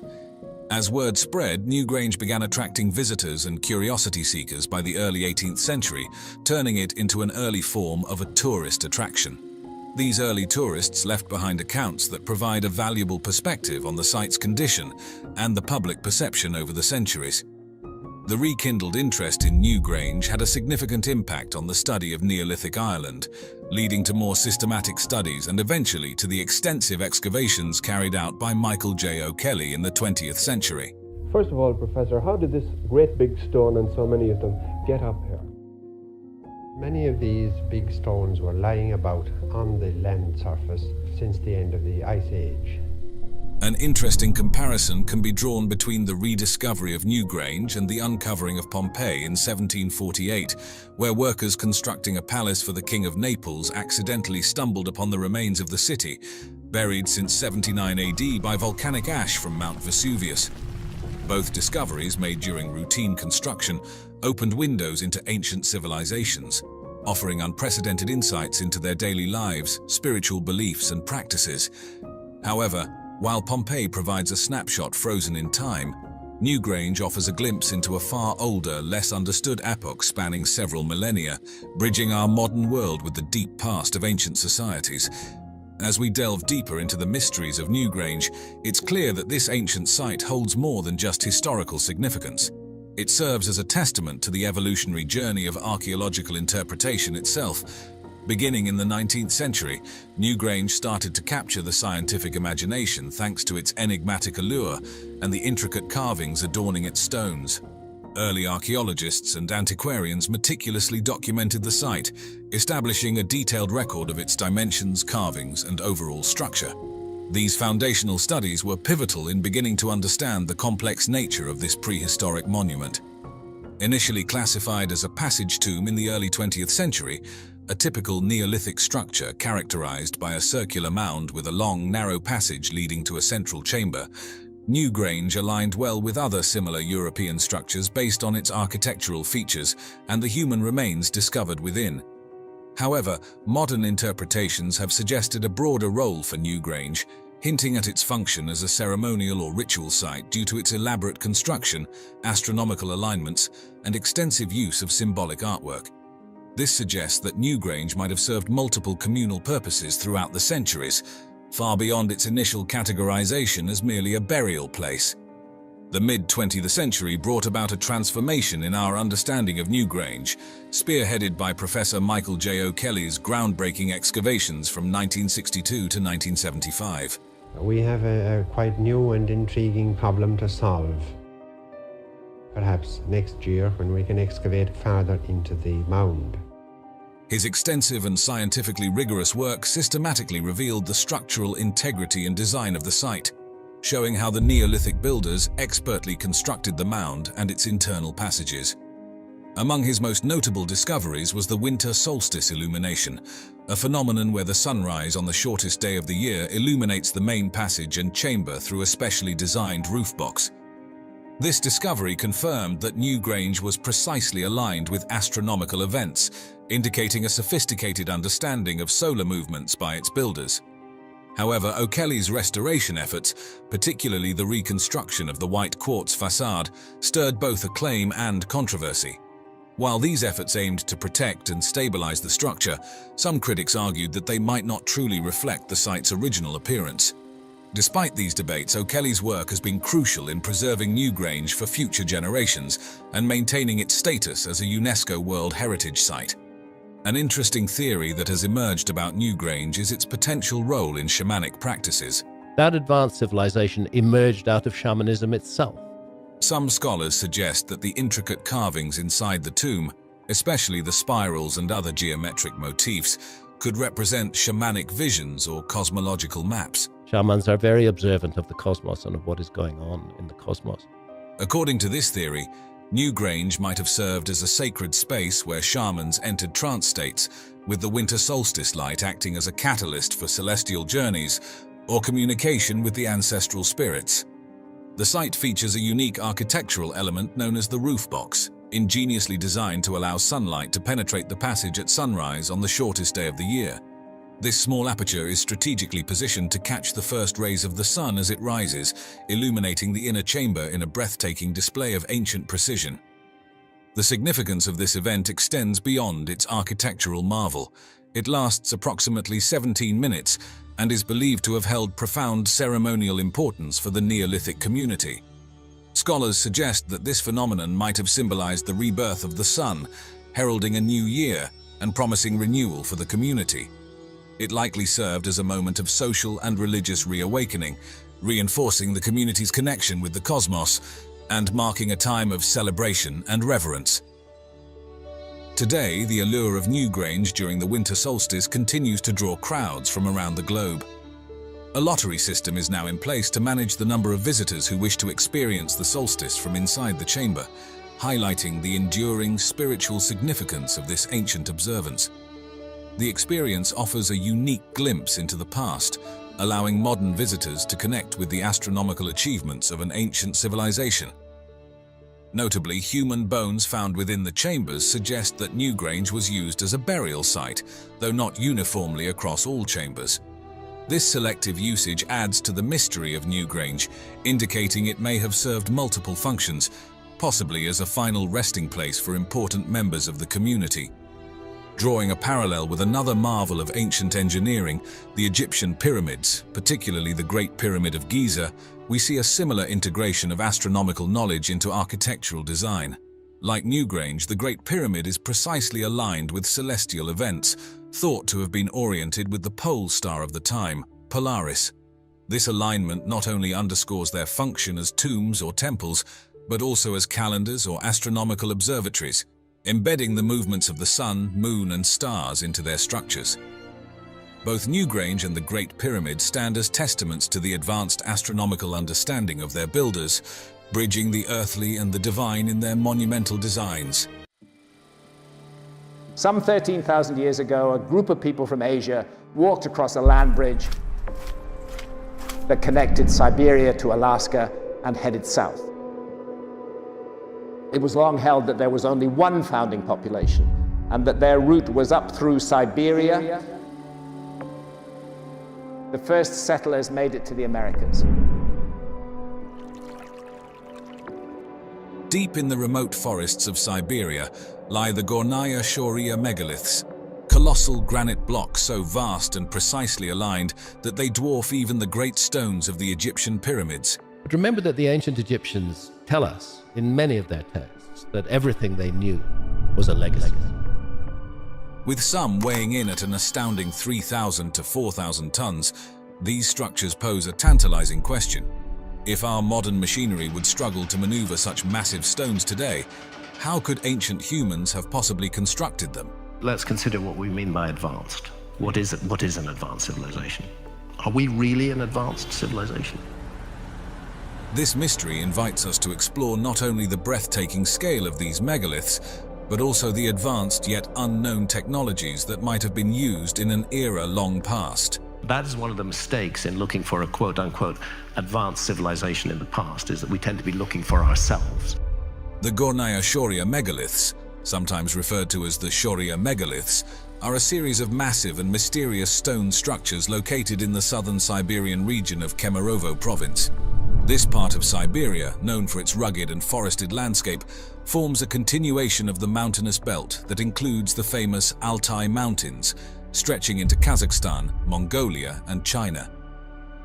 The harsh Siberian climate, marked by severe winters and brief summers, coupled with the mountainous and densely forested terrain, makes archaeological expeditions to this area particularly challenging. The huge areas of the Earth where only minimal archaeological investigations have ever been carried out.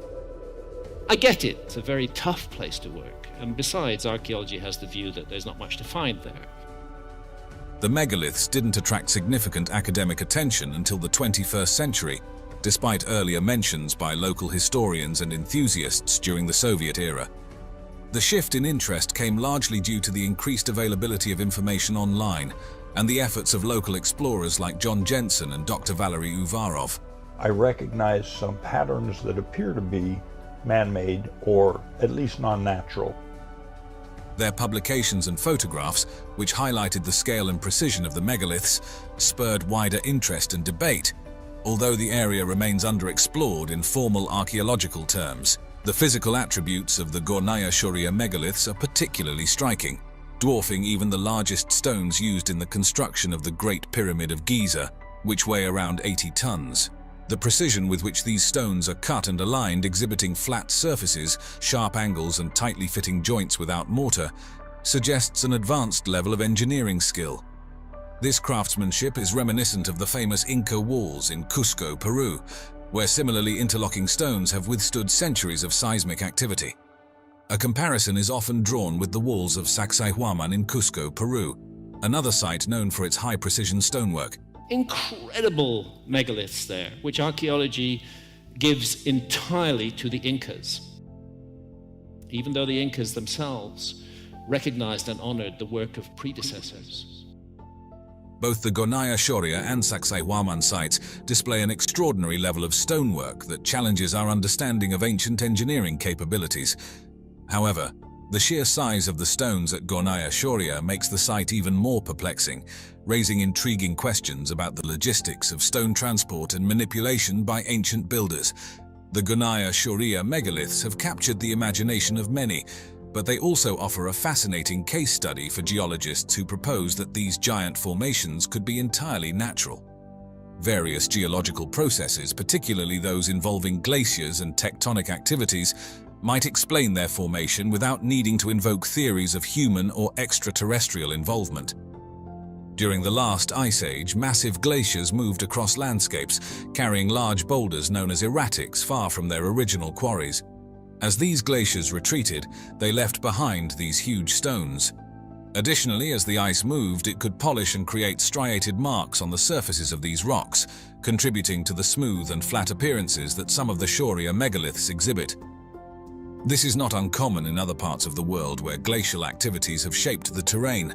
Beyond glaciation, the processes of weathering play a significant role. Chemical weathering, where the rock interacts with the environment, can dissolve weaker materials in the stone, leaving behind angular blocks that might appear artificially carved. Meanwhile, the freeze-thaw cycles typical of Siberia's harsh climate cause the rocks to crack and break naturally along lines of weakness, forming the angular structures observed today. The region's intense seismic activity also contributes to the megalith's mysterious shapes.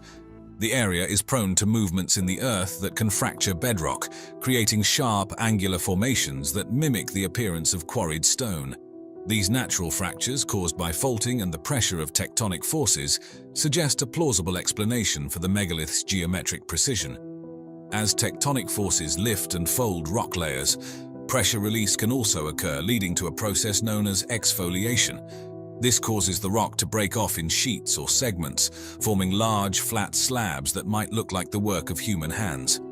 An interesting parallel can be drawn with California's Devil's Postpile National Monument, known for its symmetrical, hexagonal columns of basalt formed by the slow cooling of a lava flow and subsequent contraction cracking. This site exemplifies how complex and regular structures can form through natural geological processes, demonstrating that the precise and orderly structures we see at Gornaya Shoria could also be the product of dynamic earth processes. Not only have the Gornaya Shoria megaliths captured the interests of geologists, but also ignited a flurry of archaeological theories. Some researchers propose that these vast stone structures are the product of an advanced yet unknown ancient civilization.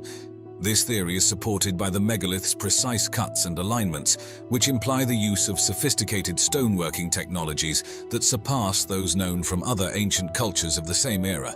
Are we looking at the traces of a forgotten episode in human history? I think so. I think that's what's going on here.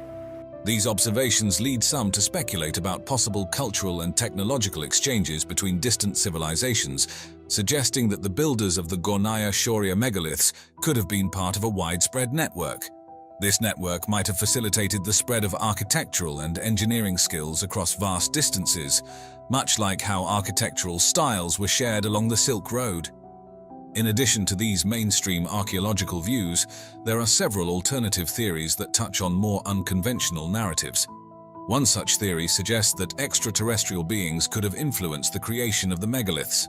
Proponents of this idea argue that the scale and precision of the stonework exceed what would have been technologically feasible for humans at the time, drawing parallels to other mysterious ancient sites like the Nazca lines in Peru, which feature designs that are best viewed from the air. Another intriguing hypothesis posits that these megaliths were the work of a now-lost civilization that had access to advanced technologies for manipulating stone, construction, and possibly even geolocation. Technologies that were superior to those of known ancient cultures and which could have been lost following a cataclysmic event like a massive flood or volcanic eruption, reminiscent of the legendary Atlantis. A comparison with the Baalbek temple complex in Lebanon, particularly the Trilithon, offers further context. The Trilithon features 3 massive stones, each weighing between 800 to 1,000 tons, meticulously placed upon rows of smaller blocks. This is called the Trilithon. Each of these 3 blocks weighs 900 tons.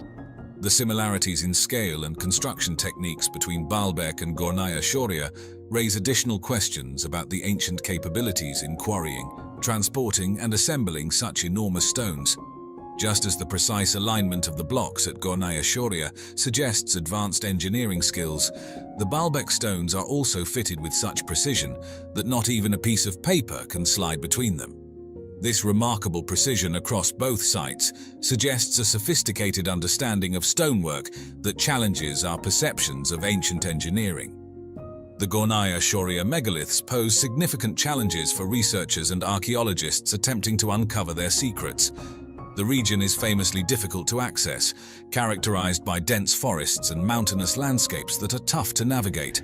The climate further complicates research efforts, with harsh winters that bring heavy snowfall and freezing temperatures, limiting fieldwork to the brief Siberian summer months.